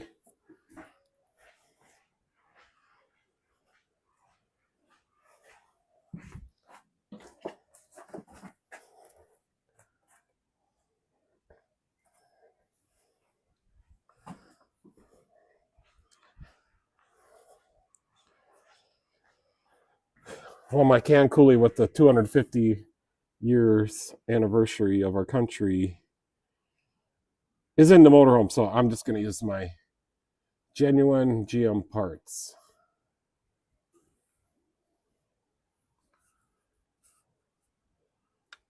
The ones on the bottom of the coldest. I took this one right next to the freezer part. Yeah, it's cold.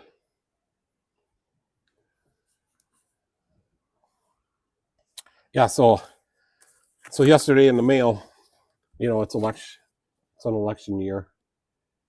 I got this brochure, and this guy is running for the DFL.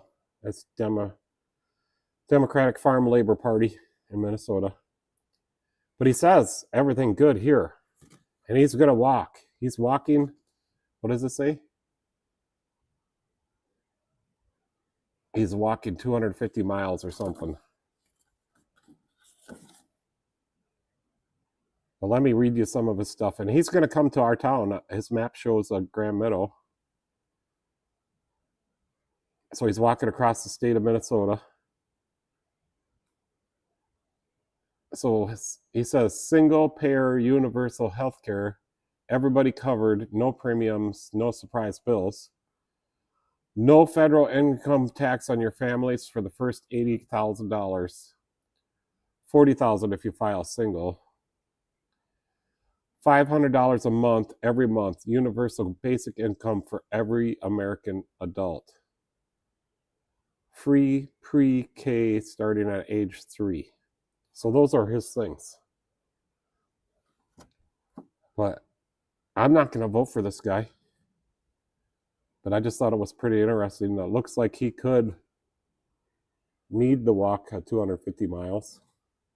I'm sure it said he was walking 277 miles. He's walking across southern Minnesota, running for U.S. Congress, because I don't think Democrats know what their party stands for anymore.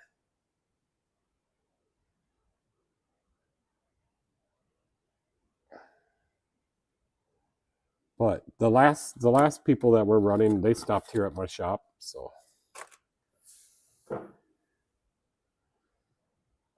Yeah, well, I hope he stops here so I can convert him to be a Republican.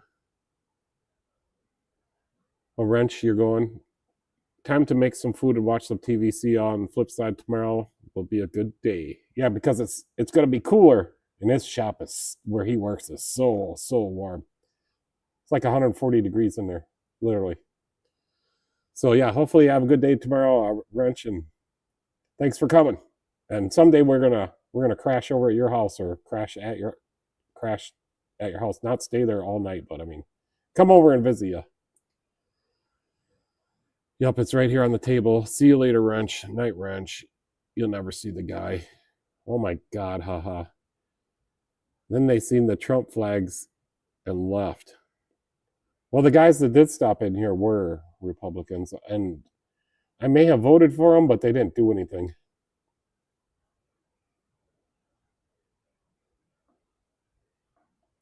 I mean, this guy doesn't seem too wacky, but they ruined their party. It's time for him to go bye-bye.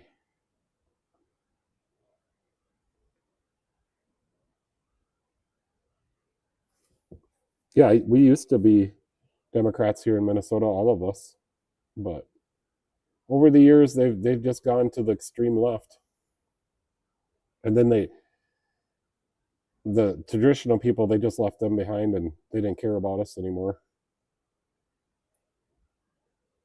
So we had no choice but to switch over.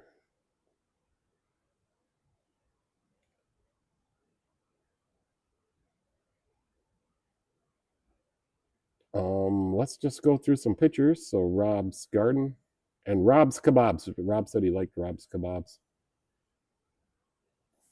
I did the Yamaha golf cart in a few hours, figured out it was that switch, and then I just diamond filed it, sprayed it with some deoxin, put it all back together, and it works fine.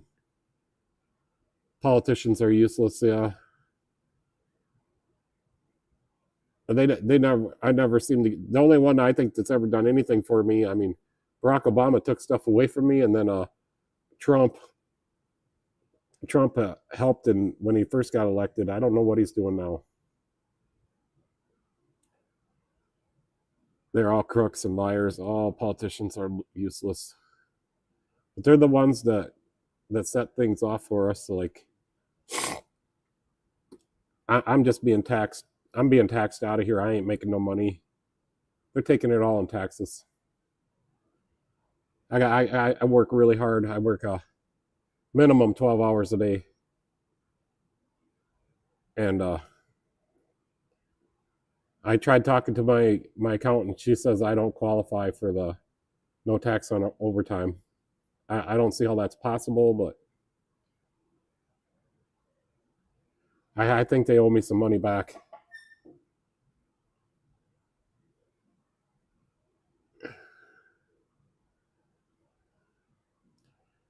I don't believe in politics. I just listen to whatever people talk about and keep my opinions to myself. Well, Michelle's opinions are what normal people, pretty much normal people, which I call normal people like us. That's her opinions. They're slanted that way. You're working hard to make them richer. Yeah, but I still have to pay the bills and put food on the table too. So I'm like right now I'm in one of those situations. When I was at home working, it wasn't that bad. But now that I have a commercial business out here on the commercial lot, it's quite a bit different. I'm in damned if you do, damned if you don't. So they get you, and they got me.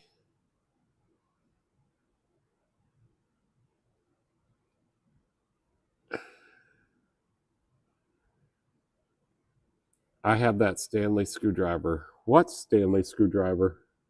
Oh, that one. I didn't even realize that I wasn't showing me. Yeah, I've had that for a while. It works pretty good. Michelle, did you put the new battery into my mouse? Because it just quit again.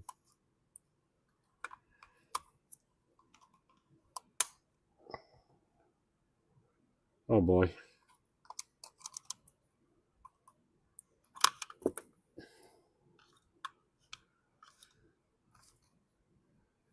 My screws. Michelle says she had a couple screws loose and they could just tighten them. I got it working again. Yeah, I've had that screwdriver for a long time. I kind of use it with electrical stuff, and I keep a couple different bits in there. It can hold 4 bits, 3 in the handle, and once in a while I'll lose a bit out of the handle. And I think really tight screws, the handle will slip. Maybe you need to put a table on the roof of the shop.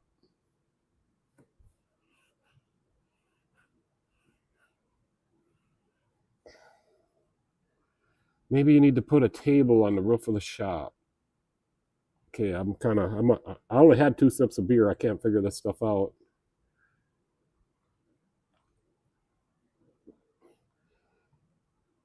No, I'm the one that said they were loose. You had some loose screws up there and they tightened them up. I don't think it did anything, no. I think we need to go back in and make sure they're not loose still. Maybe they need to put some Loctite on them. Thread locker, Loctite. I always call it Loctite. Anti-seize, I call never seize. Just the way we called it back then. And these are coolies, not cozies.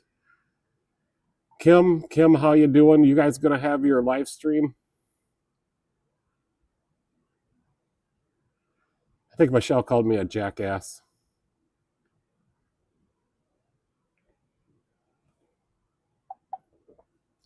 She's not afraid to put me in my place, I'll tell you that.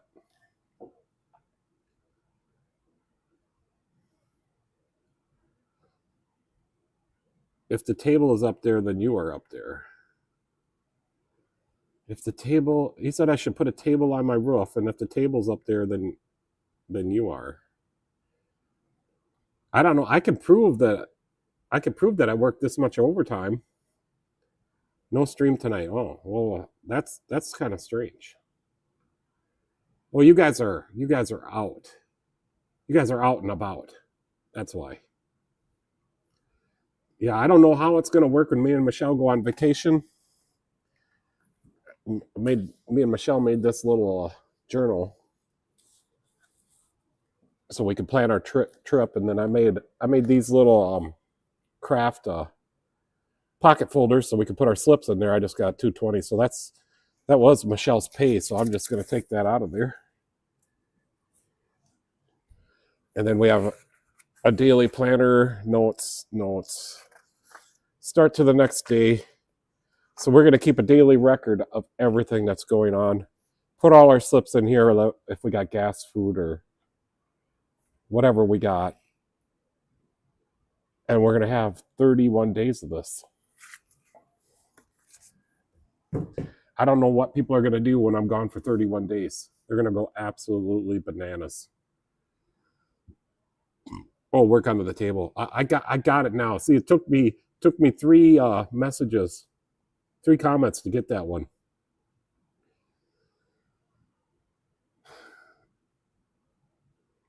Buff had a really long week and needs early bedtime.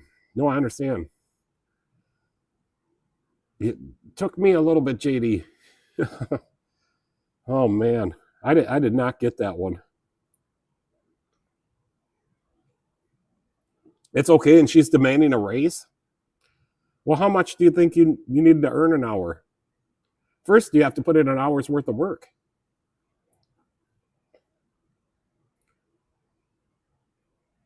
No, I guess last year I didn't make any purchases to make any tax deductions. So I haven't bought nothing this year yet either because I can't afford it. I've been paying it all in taxes. I am going to call my tax lady and have them shut the tax off, or it's a direct withdrawal out of my account for my federal, state, and Social Security. But I think I've already paid enough, and I'm calling my tax lady and telling her to shut it off. And then if I owe, I'll just have to pay it by April 15th next year. That's what I did last year because they completely missed my income. And I didn't have nothing I could deduct. I didn't buy nothing.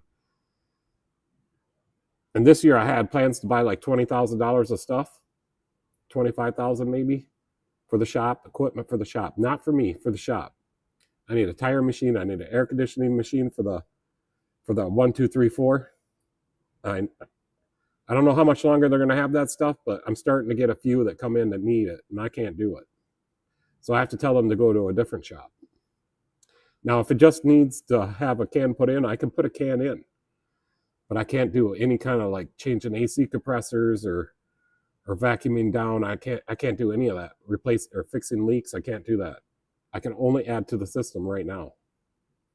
So I do have one customer that needs a can added every year because her evaporator's leaking and she can't afford to fix it. And it only takes 1 can a year to keep her going. So I do have stuff to put in the 1, 2, 3, 4, but that's all I can do. So I need one of those machines. Buy Macro Tools, they give written off quickly. Well, I'm sending that Spark. He didn't show up this week, so but that Spark tester I got, I'm shoving that up his yin yang before I buy anything more from that guy. And I kind of want the Snap-on guy to stop in. I got a few tools that need to be replaced. And then I thought of a few tools. Snap-on has some tools that other ones don't have that I need. But other than that, I think I might be done with the Matco guy.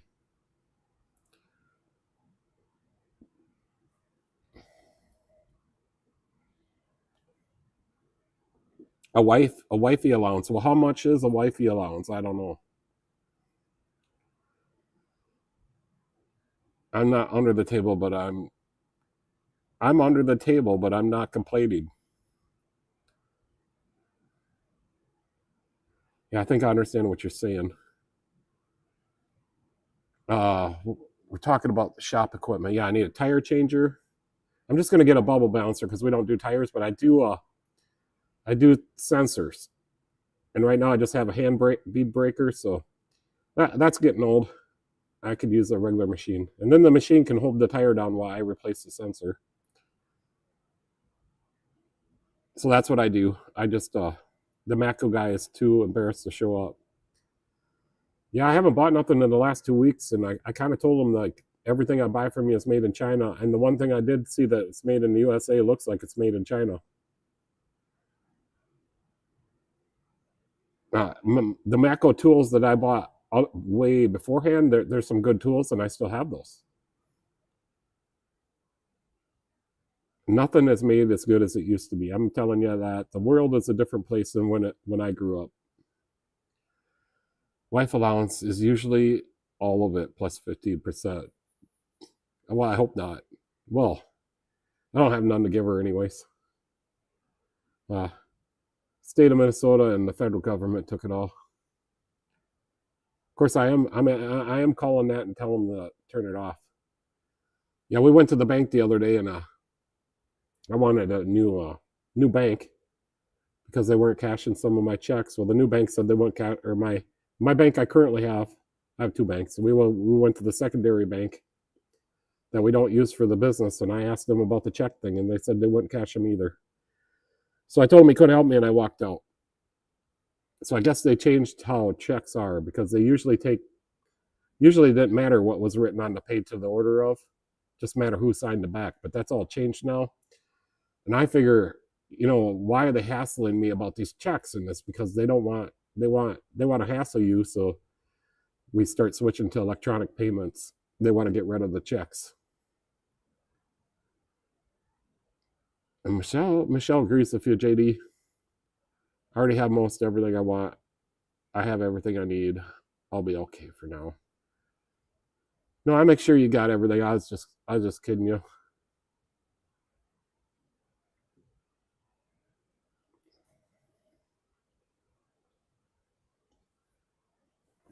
We got an account set up for our vacation. We just need a little bit extra in there because I calculated how much gas it's going to take to get down there and back. At 7 miles a gallon, and it's going to be a lot to Florida.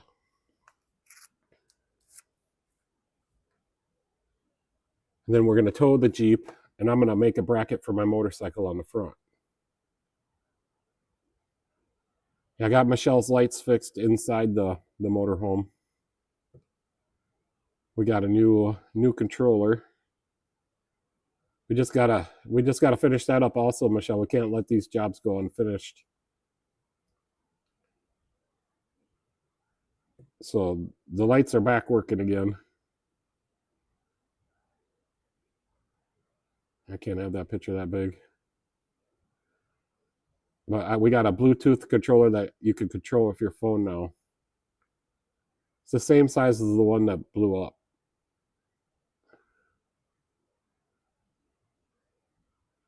Michelle says I'm good to her and treats her like a queen. He is just very difficult to work with. Well, that's because I'm a perfectionist and I like everything done perfectly.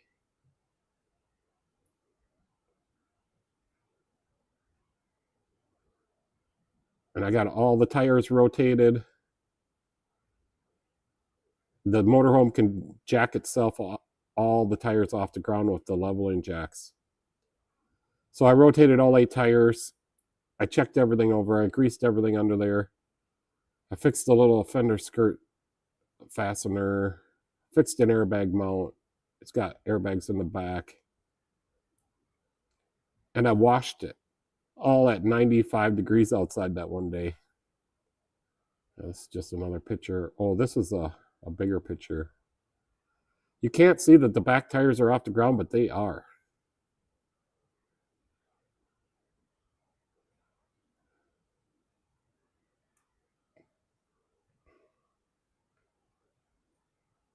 So that's something pretty unique. I don't think all motorhomes can do that. And then if we have a flat tire, we'll just put the leveling jacks down.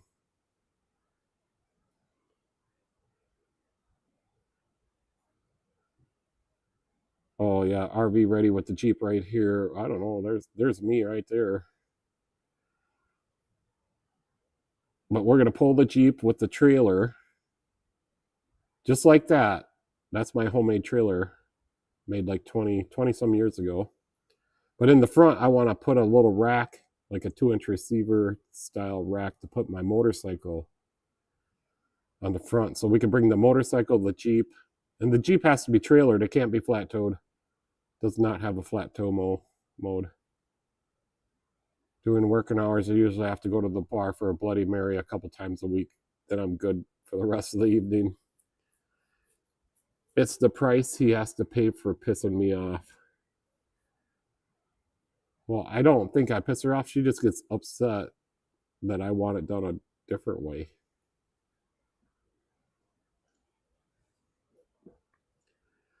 So yeah, I get between 5 and 7 miles a gallon. And I think I need to do some alignment on the front wheels. I could not get the tie rod. It's got a straight tie rod bar that goes across. I could not get that loose.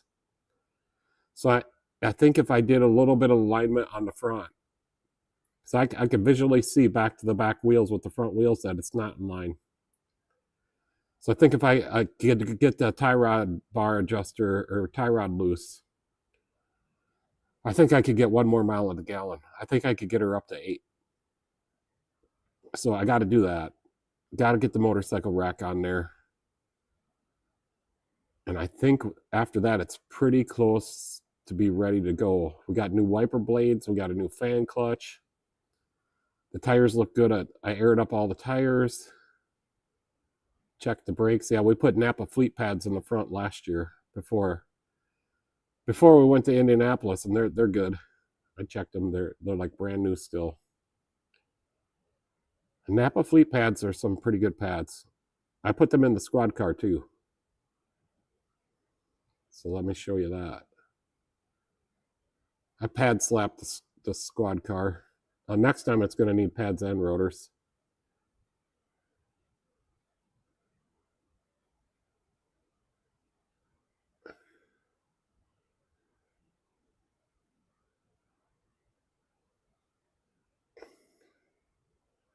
So this police car here, I pad slapped the front. And I put Napa fleet pads in the front. The GM pads were $350 my cost. I asked the chief, I said, do you want me to get the GM pads?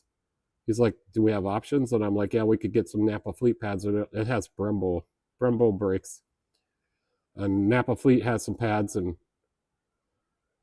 they were considerably less money. So he said, let's go for it. We'll probably have to put pads in it soon again anyways. But so far, my fleet pads they got the same amount of mileage as the original pads that were wore out. And they're still going. They're getting close though. I keep an eye on it. I get it in for an oil change every time it needs it. We got another one of these. It's brand new. I did the first oil change on it. Had 4,800 miles on it. I was able to do the first oil change. I put OE, GM oil filter.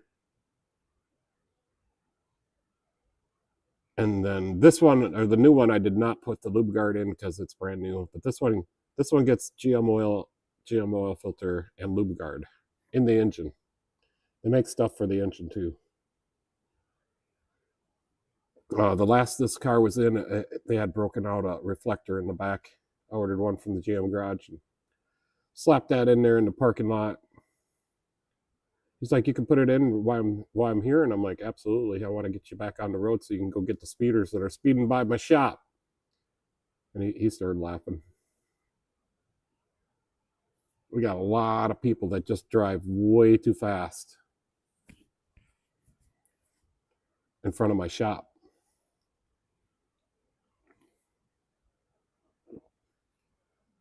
There's this state patrol car. I put a radiator in that car. He got a new car now. He got a brand new Durango.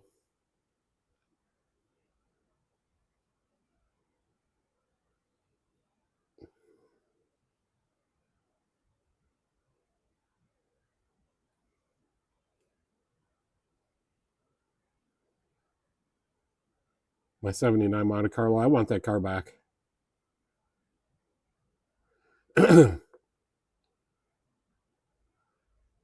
Here's the 97 Grand Am, and them wheels and tires are on my Polaris Ranger right now.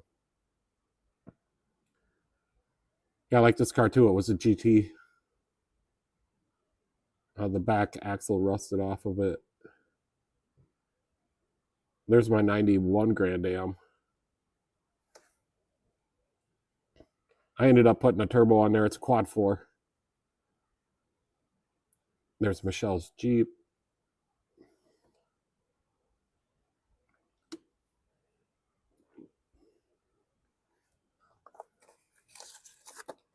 Yeah, Michelle, you going to clean the Jeep tomorrow, or what's going on? Are we canceling the plans?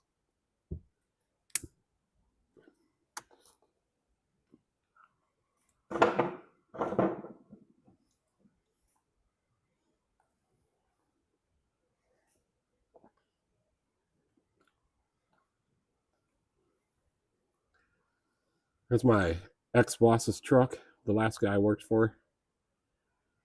I rebuilt the carburetor on it, and I might have helped them put the front lowering spindles on or something.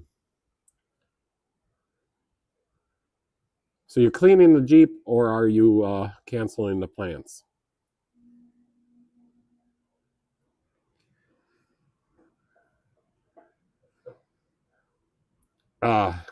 If Nate was on here, I think them wheels were powder coated at his shop where he works. But he had to go.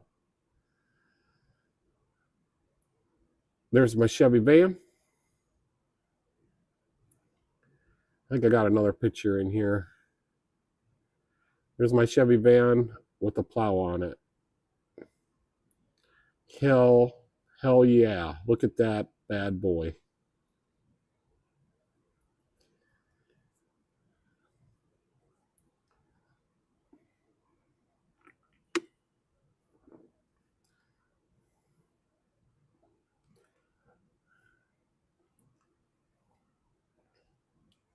Could plow snow in that van all day long.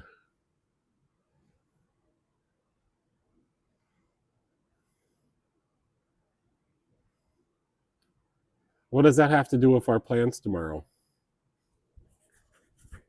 Tomorrow evening.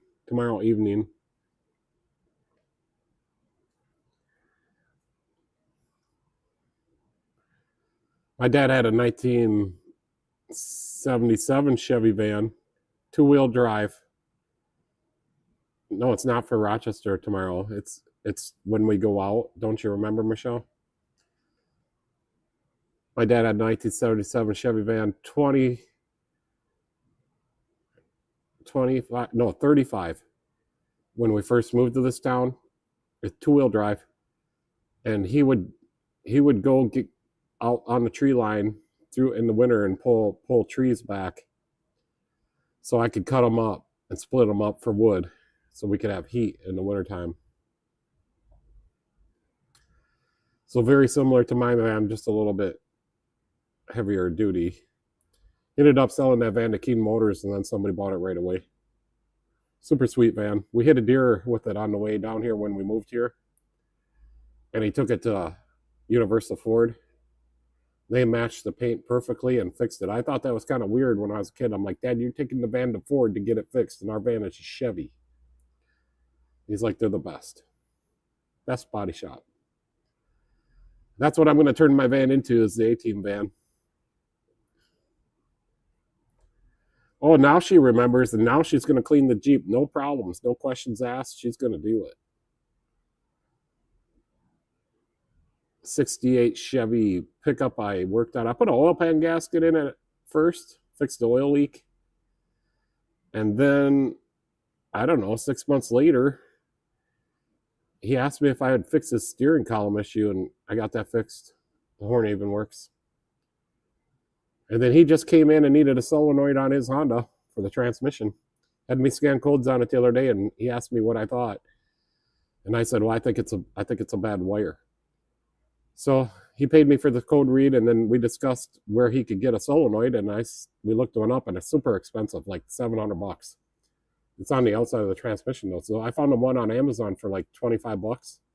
I said, if it was me, I'd buy this one for $25, figure out if that really is your problem or not. But he didn't even get that far. He went and started looking at it. Maybe he did get the one on Amazon, but he started replacing it, found out both the wires to the, it's just a 2-wire solenoid. Both the wires to the solenoid were chewed off by a mouse or a rodent.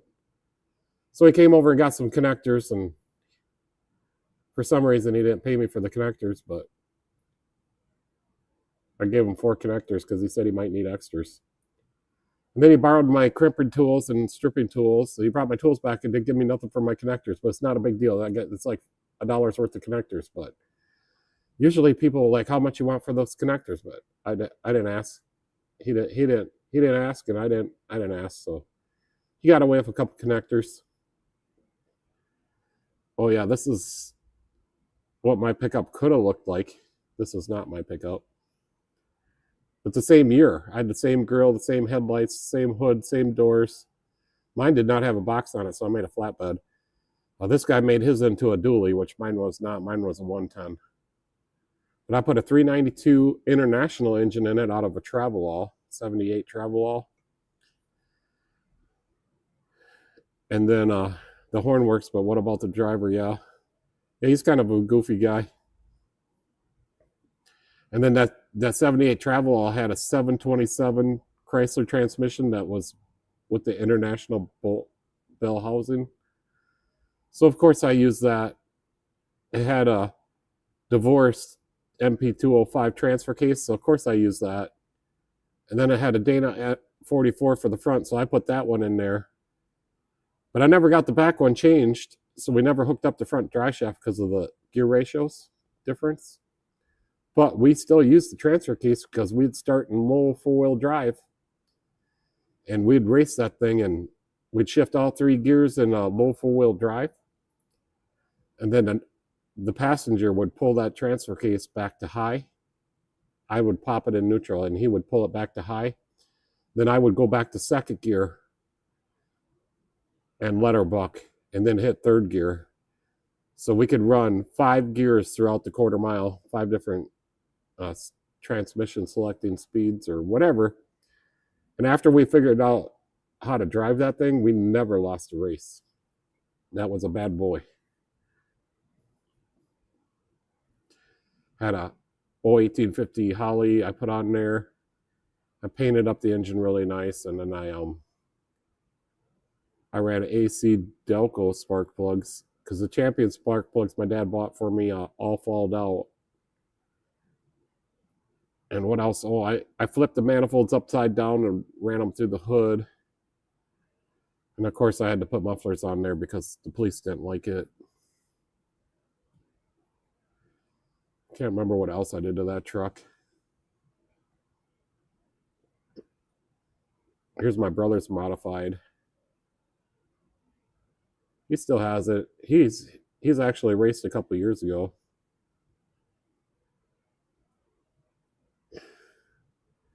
Here's Joe's rat rod up on the hoist.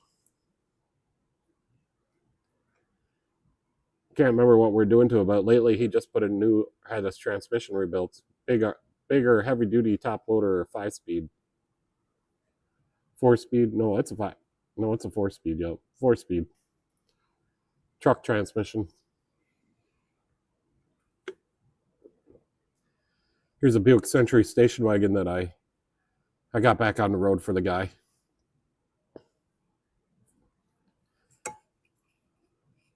I think I had 2.8 in it. I had to do something with the EGR valve and something with something else, and I think I fixed a couple windows in it or something. Here's Benny. So this is a 66 Nova, not a 67. That's Michelle. And Benny's bringing me a 63 Impala, and I got to pull the transmission, a brand new transmission from Speedway Motors. It won't go into 4th gear when you're driving. It grinds. He says you can't force it or nothing. It just grinds. But it will go into 4th gear if you're not moving. Very, very weird. Yeah, so Benny stops over and gives me all the root beer. And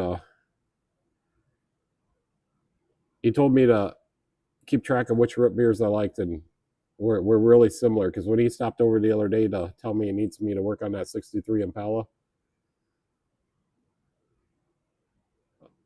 he told me what root beer he likes.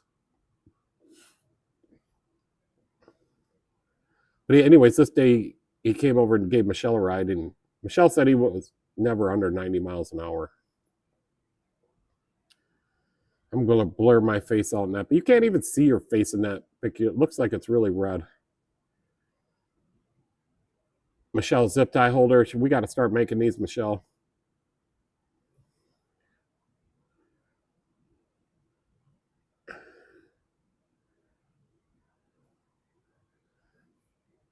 That zip tie holder is just the cat's meow. I want one for the other side of my shop, and then I think we got to give one to Gavin, give one to my brothers, and then we can start selling some.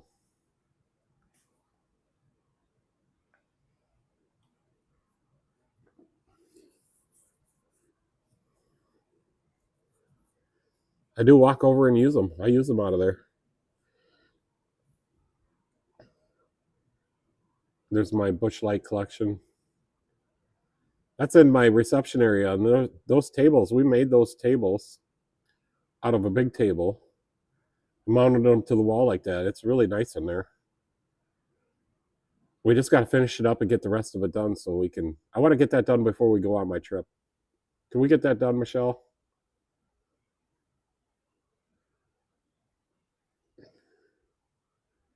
Oil prices have stayed the same for me. Well, I mean, the same in this picture. My oil went up $1 a quart. Everybody else's went up a lot. I get the Napa oil. It's made by Ashland Valvoline.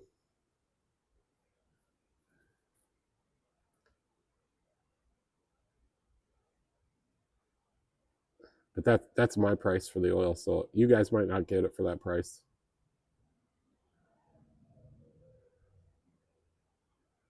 Yeah, we don't have to put any graphics on the zip tie holder. I just had that sticker laying there. It's a defective sticker. I already didn't know what I was going to do with it. It was it's supposed to have 2 C's at the very beginning. That big C around the custom car. There's supposed to be 2 of those. So custom car, 2 C's. But the other one, the bigger one, got wrecked. So that's all that was left of that one. So I decided to put it on there. This VVT solenoid phaser actuator is made in Japan for GM. And it wasn't in any plastic bag or anything. It came in the box just like that. Isn't that weird? They didn't even try to keep any dirt out of it or cardboard trimmings or. Lincoln Aviator 2021. He got this catalytic converter warranted. They must have fixed it so it didn't rattle, Michelle, because he hasn't been back. He told me he's going to get it. The Cadillac. All they would do is replace the Cadillac converter. They wouldn't do the TSB on it. It has a TSB to put some hose clamps on the flex pipe so it doesn't rattle. Well, the rattling is what caused it to crack here. And I told him, I said, well, once they put the Cadillac converter on, I'll fix it so it don't rattle. We'll fix it the right way and put some hangers on it. But he hasn't been back, so I'm assuming they fixed it. There's some of my root beer. Here, Benny bought me these 5 bottles when he went on his vacation and brought them back for me.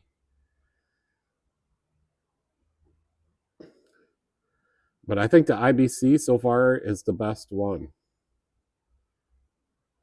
One in the middle there. That cuts down. Me and Benny both agreed that's the worst root beer we've ever had. The Chevy Aveo that I fixed the slave cylinder on it. Well, the slave cylinder is still fixed. And it still works, but it had a car accident the other day. And now the Chevy Aveo is looking like that. And we need to find out, Michelle, if she is going to let me buy the car or if she's getting it hauled out of here. It's kind of an eyesore right now. It's still sitting right in that same spot.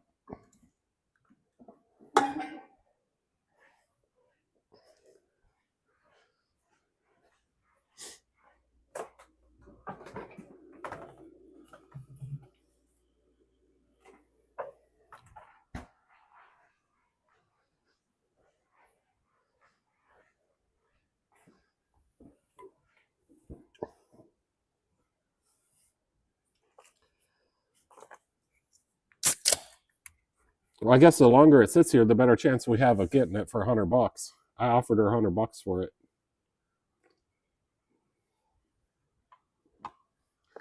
I think the towing company will give her $200. That's what I think. There's really nothing under there on it I can use.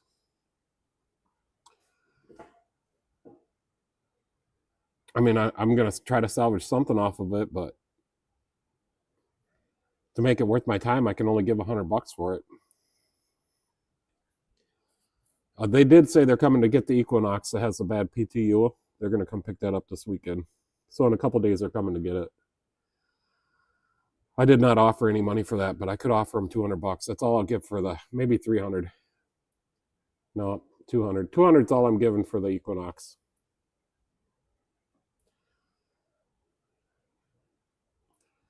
Well, how long does it take for insurance to do their thing? It should only take a little bit.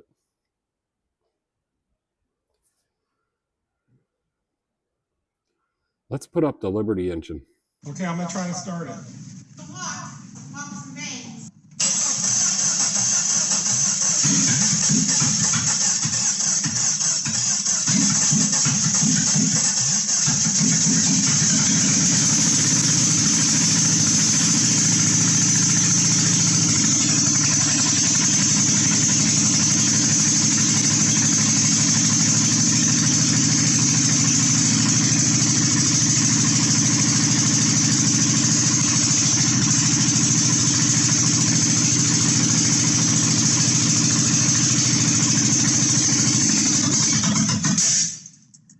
That's all she wrote.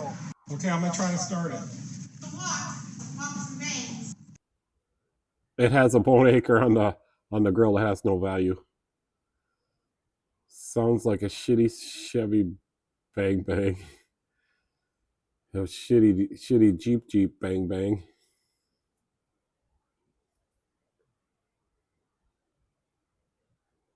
Well, what else do we got on here? Ford Edge brakes. This is the one I did the brake booster on.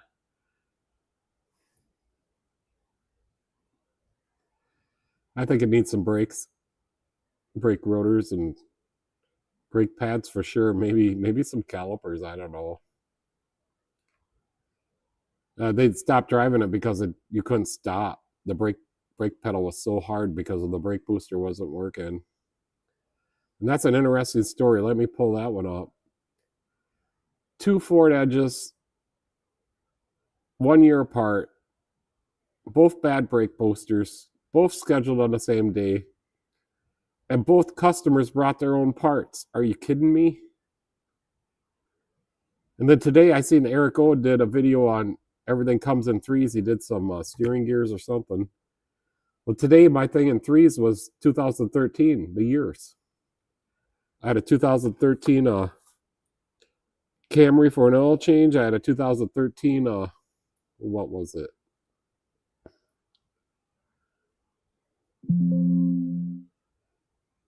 2013 Ford Taurus for fluid flushes, 3 fluid flushes, the rear diff, the PTU, and the transmission. And then this minivan sitting over here that I got to work on the overheating issue. Guess what year it is? Oh boy. Oh, come on. Phone cam. So this minivan over here that I just brought in for tomorrow is a 2013. And it's overheating.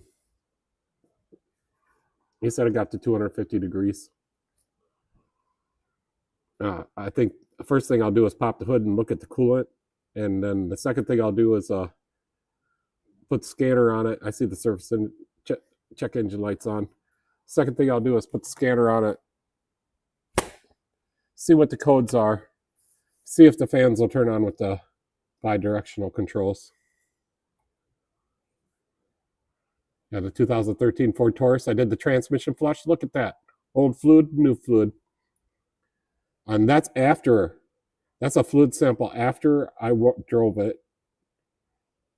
After I flushed it out, after I drove it, I came back. I needed to do the final level check when it's warmed up. That's after I driven it.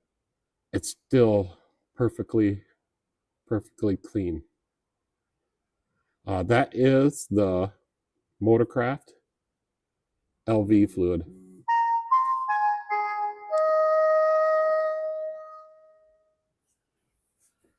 Leisures, let me put Leisures, since Leisures here.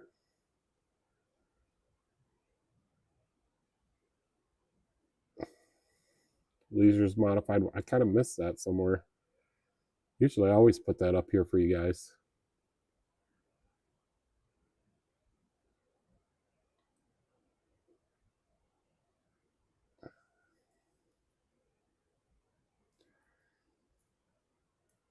Yeah, I got the picture way expanded out so it fits on the screen. But that's an old picture. That's, I don't know what year that is. Probably around 1990, 94, I would guess. Maybe 95. Would you say you raced from 92 to 95? Asphalt modified.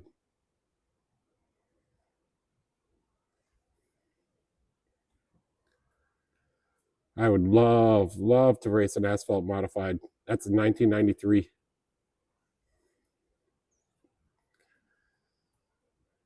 I don't know if I could do it, but I would sure like to try. Probably not going to do it though. I'm getting too old. Going to be 53 this year in a couple months.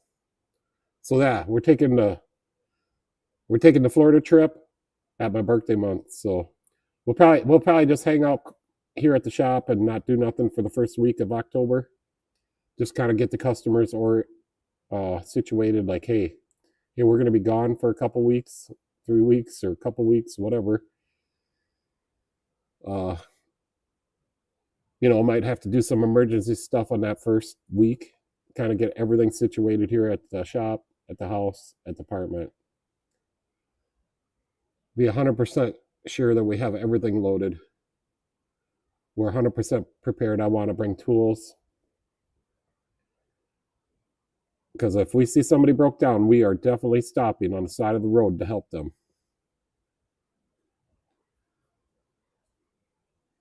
It's an 81 Troyer. What does that mean?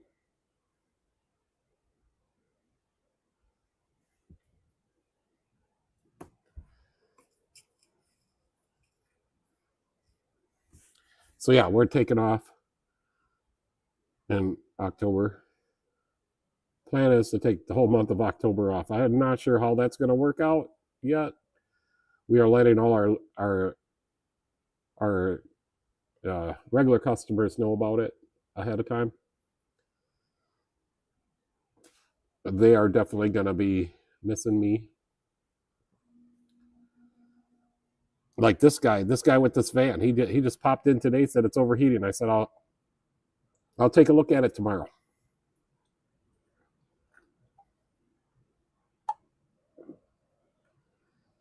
(1981), built by Troyer Engineering.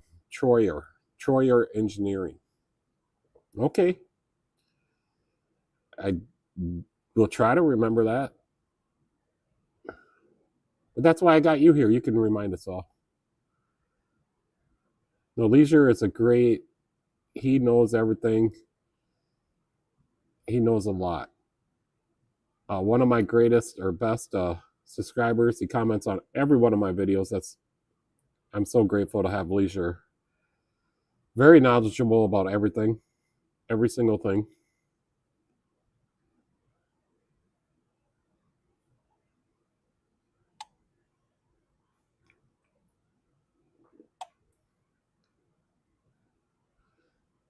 What kind of engine did that have, Leisure?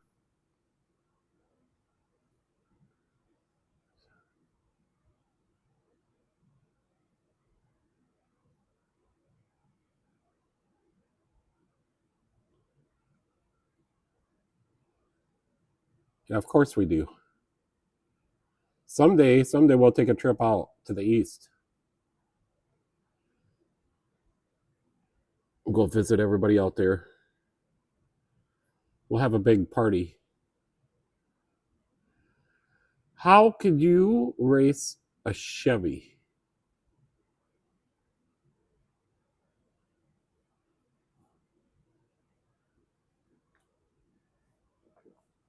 Or is that why you turned into a Ford guy?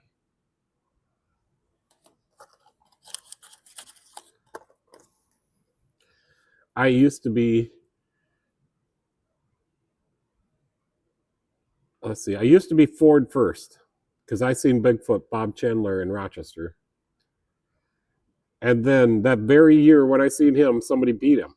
So I'm like, I was a Chevy man. I'm like, that Chevy monster truck was so loud, so smooth, and rattled my insides. And then, so I was a Chevy fan for the longest time. Couldn't afford a Ford. And then I bought my Ford pickup, I don't know, 3-4 years ago. And I'm telling you, I missed out. That Ford pickup is smooth. Mine's an older one. It's a 2008, but that thing is smooth, reliable. It can do everything I need it to do. I might overwork it in the winter with the plow on it, but it is the ultimate truck. It's smooth, quiet, rides like a Cadillac. I'd love to drive my truck. I can't drive it as much anymore as I used to because it's under the shop insurance. And they said that truck can absolutely not be used for anything personal. I have to keep track of the miles.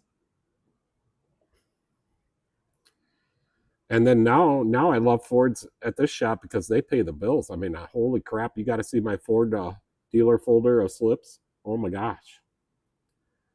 And I've shaped up the Ford dealer. At first, they couldn't get parts to me, and they would screw them up and not even bring them. And I think Michelle took care of that for me. Because I'd have to send Michelle up there, and she got sick of going up to Rochester every single day to get Ford parts that they screwed up and couldn't get to me that said they would bring them. So one day, it was in the winter, a snowstorm, and Michelle called them up and said, I'm not driving up there to get the parts today. Get your boss on here. Get the highest guy you got on the phone right now. And they did. And she talked to him, and he brought the parts down personally, and after that day, they never screwed up again. They never screwed up again after that day, have they, Michelle? Ford is on it when they bring the parts now. And you had a lot to do with that. And I'm sure other customers were having the same trouble. Other customers, other shops. I could not get Ford to get me the right stuff. When I order it online, and I know what I'm ordering, they wouldn't even bring it. They'd forget. they'd say they didn't see the order. I needed them parts. I rely on it. And they told me if I order by a certain time in the morning, I get my parts. And it never happened. And then Michelle would have to go up there every day to get my parts. She'd drive right into their reception area, right in their shop. It's a drive-through. She'd drive right through, stop in the middle to get the parts. And then that one day that she got sick of going up there, and she called the boss, and he came down here personally. They fixed it. Never had a screw up since that day. Now Chevy, on the other hand, moved me to the end of the route.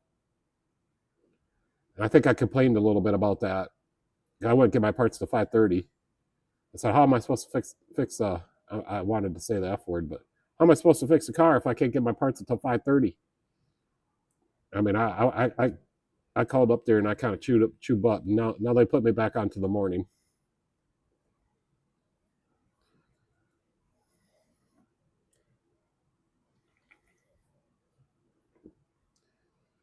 So far it's been pretty good.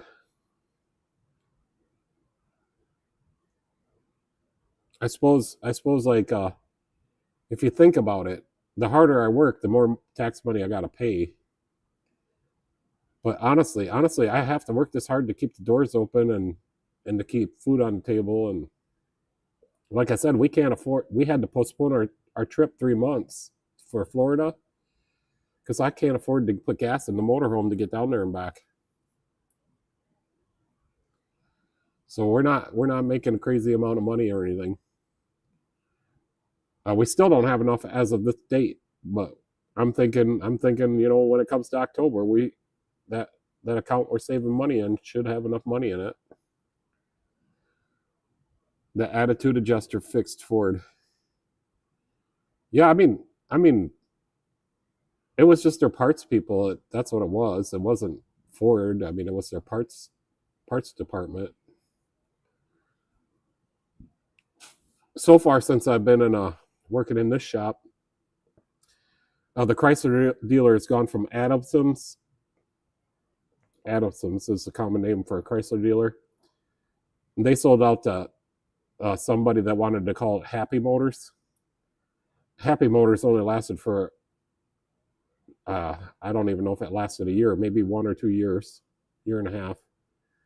And now Happy Motors is Dull Motors. And I'm having trouble getting Dull Motors onto my repair link where I order the parts. But we don't get too many parts from Chrysler. Just once in a while I'll get a couple things. Or once in a while I'll get something. But I can get most of my Mopar stuff through Johnson. I did get the radiator for the State Patrol car from the dealer. And I had to call them because I couldn't get it ordered on RepairLink. And then the Chrysler dealer sells aftermarket radiators also. So they have a Chrysler Mopar radiator for that Dodge Charger. And then they also, through the dealer, through the RepairLink, you can also order an aftermarket radiator, which I thought was ridiculous. Because it doesn't say it's an aftermarket radiator, but if you call them, they will tell you that's why it's cheaper. It's aftermarket. So I didn't know that. I learned something there. Yeah, that guy, when the higher up Ford guy, when he brought them parts, he met us and walked around our shop and seen what we do here, but they never screwed it. They knew we meant business and we're legit, and we order a lot of parts from Ford, and they never screwed up after that. And that guy drove down here in a brand new truck on a snowy day. It was a snowstorm. Not too many cars were going by.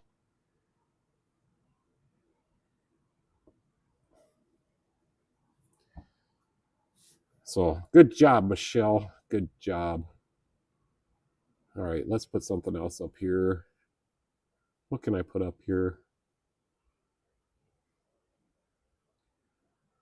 Cookies. One of my customers always brings me cookies when I fix her lawnmower. His backside was stinging. I think Michelle does show the paddle attitude adjuster to everybody. I think I even told the driver it must be nice being able to drive a new truck in a snowstorm. Well, he wasn't a driver. He was the manager. He was one of the managers for the Ford dealer up there. He never handled a part in his life. Never worked on a car. He was a higher up. My truck, my F-150, came from one of the higher ups at Ford. He bought it brand new, and it's only been a two-owner, me and him. That's why it has all the fancy cell phone stuff in there, antennas, and I don't use it, but I've disabled it. But I left the antenna on the windshield. It's got a really fancy cell phone, and it's got remote start. I left all that on there. It can be remote started from a phone, but I can't use that part. I can only use the remote part.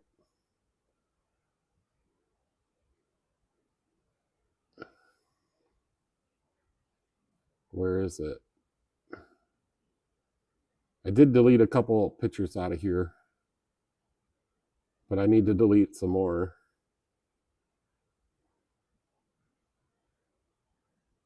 My goodness, I can't find it. Right here. I put the Raptor grill in there with the Raptor lights. One of the Raptor lights of the original ones went out, and I had to get the smoke tinted ones because that's the only ones you can get for replacements.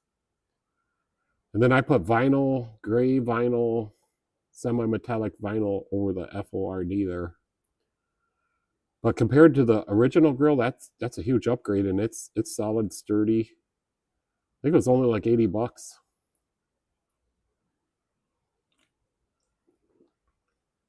That's a short box. What do they call that? Cab. I got the little short doors. They're very short.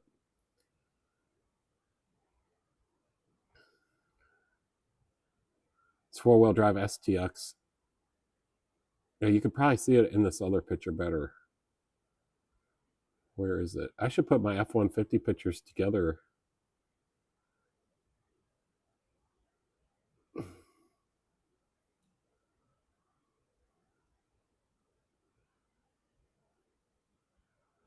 No, it's four doors. There's two little doors and two big doors.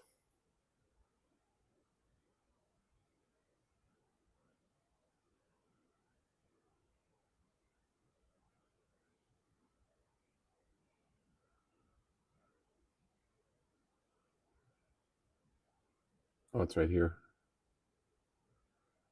Yeah, you can't see it any better in this picture. Short box, pretty short cab. It's not a regular cab. It's a, can't remember what they call that cab, but it's got the really short doors. They're only like 12 inches. No, it's not called a three-door, Michelle. It's called a something else.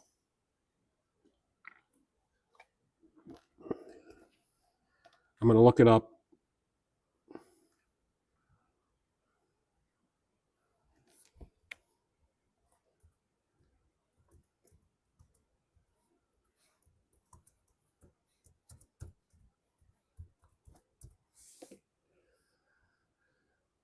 Super cab. No. Yeah, I think it's called a super cab, but mine is a short super cab.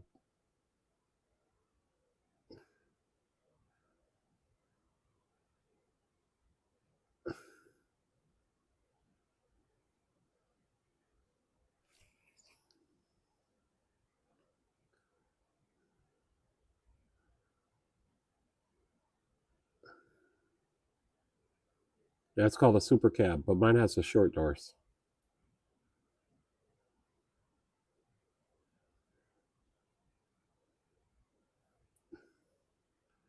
There's two little doors, one on each side, and the regular doors, one on each side.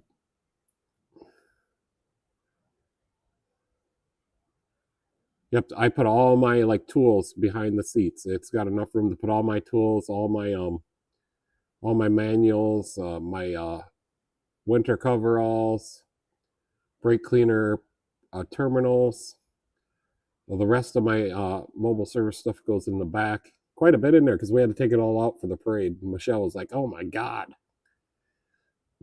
I put it all back in there. I had to go on a service call up to Olmsted County, and now I gotta go up to Rosemount. I'm gonna need a new set of tires soon. Still the original tires on there from when I had it. It's got General tires. I want to get some more General tires. These tires have been so good. I had to put a power steering line on it the other day. I had to put front brakes in it the other day. 2 new front calipers.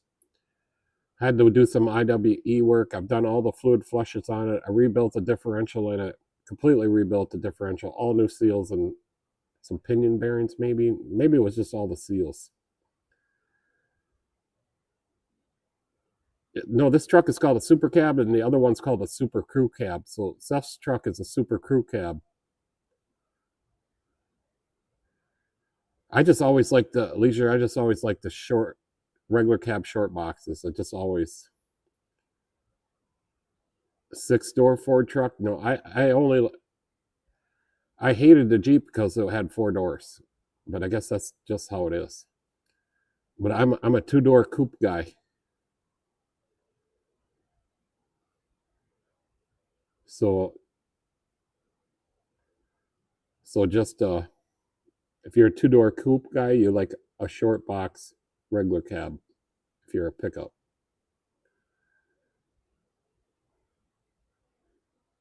No, it's not an extended cab. It's a super cab. I just looked it up. And then the ones with the bigger doors, they're called Super Crew Cabs.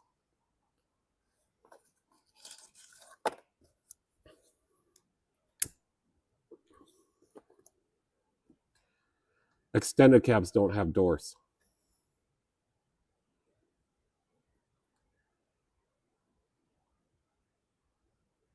Like the Chevys have the extended cab. There's no doors. Yep, see, Leisure is right. It's called a Super Cab, and then the ones with the bigger doors are a Super Crew Cab. And then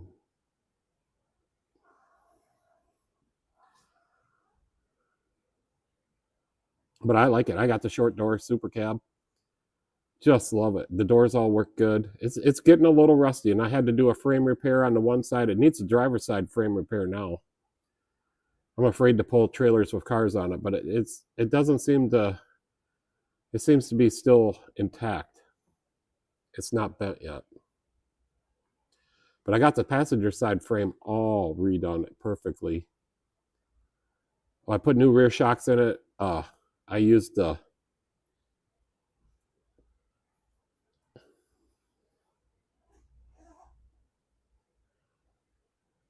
Detroit axle shocks. I put some Detroit axle ball joints in it. I bought new springs on Amazon. I got the heavier duty springs. I did get them to stop squeaking, thank God. It's still, I drove it yesterday, and it's still not squeaking, so that's good. What that WD-40 Specialist stuff made it not squeak anymore. I'm so happy. Like, it was super annoying. Even when I pulled into the house one day, I can't remember what I was doing, but I was looking for parts so I could drive it to the house.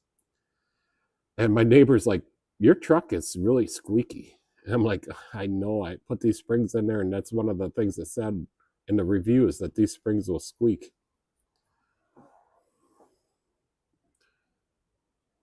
Well, it's a super small cab. Yeah, it's a regular cab with just little doors to access behind the seats. That's all it is. I imagine some people would put speaker boxes back there. If I didn't have a mobile service repair truck, I would probably put some speakers back there. Be a good place for them. Yeah, we're supposed to get some rain. Yeah, we're supposed to get 5 inches of rain tomorrow, between tomorrow and Saturday. But tomorrow should be a pretty easy day. I'm not sure what's up with this So tomorrow should be a pretty easy day. I'm not sure what's up with this Town and Country. It's a Town and Country 2013, third one. Came in threes today. I'll have to tell Erico. And hopefully it's not like head gaskets. It's just overheating, and he doesn't think the fans are coming on. I asked him, I'm like, because it takes him a little bit. He drives around town, and it just keeps getting warmer and warmer and warmer. So it's either the head gaskets or the fan's not coming on, or the thermostat is stuck. That's about all it can be.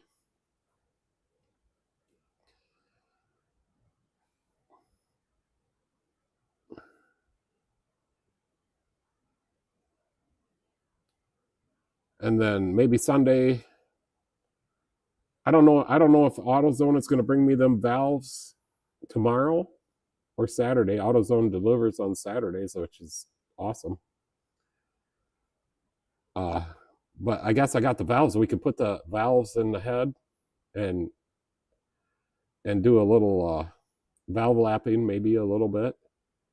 Make sure all of them are sealed. I just spray some brake cleaner in there, and if it comes out, you gotta lap them. If you don't come out, you're sealed. I'll look at the guides. I'll look at the seats to make sure they're good. Most generally, when I put valves in, I don't have to lap them, but sometimes you do.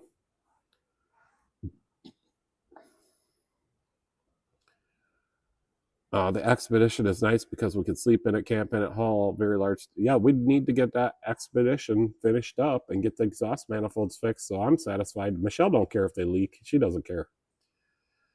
But it's got leaky exhaust manifolds. It sounds kind of crappy, and I don't like that. Holds 8 people. It's a pretty nice Expedition. It's got 330,000 miles on it, Michelle, and it runs and drives. We had to put a U-joint in it. I had to fix a couple windows. They came unglued where they fit into the pockets. But I've dealt with that before, and I got this. I can't remember what glue I used, but I got special glue, and I can get them to go back in there and hold. So we had to fix a couple of the windows. Did that. Not much we've had to do on it, but it probably needs a battery now, and we better find out, because if it does, that battery's under warranty, because we just put it in there last year. Batteries, last year, I'm going to say 75% of the batteries I put in here at the shop all had to be warranted because they all went bad. So I don't know what's going on with the battery manufacturing, but it ain't no good. It's just like the rest of it. They can't make anything to last now, not like they used to. The best batteries that I've been putting in that I can get, AC Delco's not one of them. I haven't tried Motorcraft batteries because they're too expensive. If I do get a Chrysler in, it's going to have the Mopar batteries, but I haven't got one of those in with the AGM. They run 2 of them. Haven't had one of those come in yet, but so far the best batteries I've been putting in are the Napa Legend batteries. So far they're the ones that hold up, and their warranty is pretty good. Like, no questions asked. If I tell them one of their batteries is bad, which I haven't, because there haven't been, I guess I have no questions asked on any of my suppliers. If I tell them the battery's bad, I get it replaced, and I do test it. I got 3 different testers here. I test the battery, and I can tell you if it's bad or not. And plus, I worked with batteries for 15 years at Andy's. I built battery testers. I know how to test a battery. I can tell you if the battery is good, bad, or medium, or what.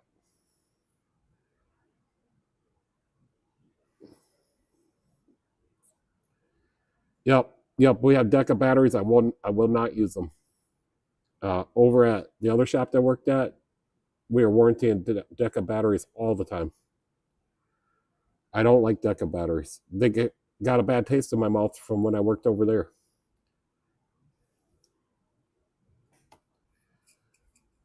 Riley's batteries, won't use those. I was getting some AC Delco batteries, and they just, every AC Delco battery I put in last year had to be warranted. And I'll probably have to do it again next year because they're all going to come back again. Whatever's going on with the batteries ain't good. I don't have a supplier for interstates, but interstates are too expensive. And maybe in different areas, the same brand could be different. So I'm not going to say. I just had a bad taste in my mouth. A lot of the Deca batteries that we were putting in at Southland had to be warrantied out, just like the batteries I'm doing now. So maybe it's been going on for a couple years now. The batteries have just been shit. Michelle says her Expedition has a 5.4 Triton, and it's still the original engine. I haven't had to do anything major with the SUV. My dad said never to sell it because it's been a super good to me. Yeah, she's had that, and it's moved her across the country and a couple different times, and it's still going. It could still go across. It could do cross country. It just sounds terrible, and I like my vehicles not to have exhaust leaks. And I'm a mechanic, so I can fix it, and we will fix it. I decided we are fixing the Impala. We're gonna fix the struts and the motor mount, engine mount, whatever you call it. Nobody told me what's the proper thing for engine mount or motor mount. They're probably both proper. But I'm gonna fix all that. It's got some sway bar links. I got some sway bar links I've been saving on. Like if you do one sway bar link on a car, you're gonna do them both. So I always save the good one. Sometimes most of the time there's only one bad. I don't do, if one of the ones on front's bad, I'll only do the front two. I won't do the rear if they're not bad. But I do sway bar links in pairs. Leisure said that's because it's a Ford. I mean, Ford is good, and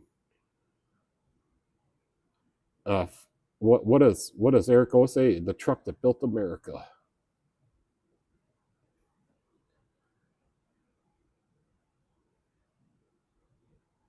Ford started it all, right?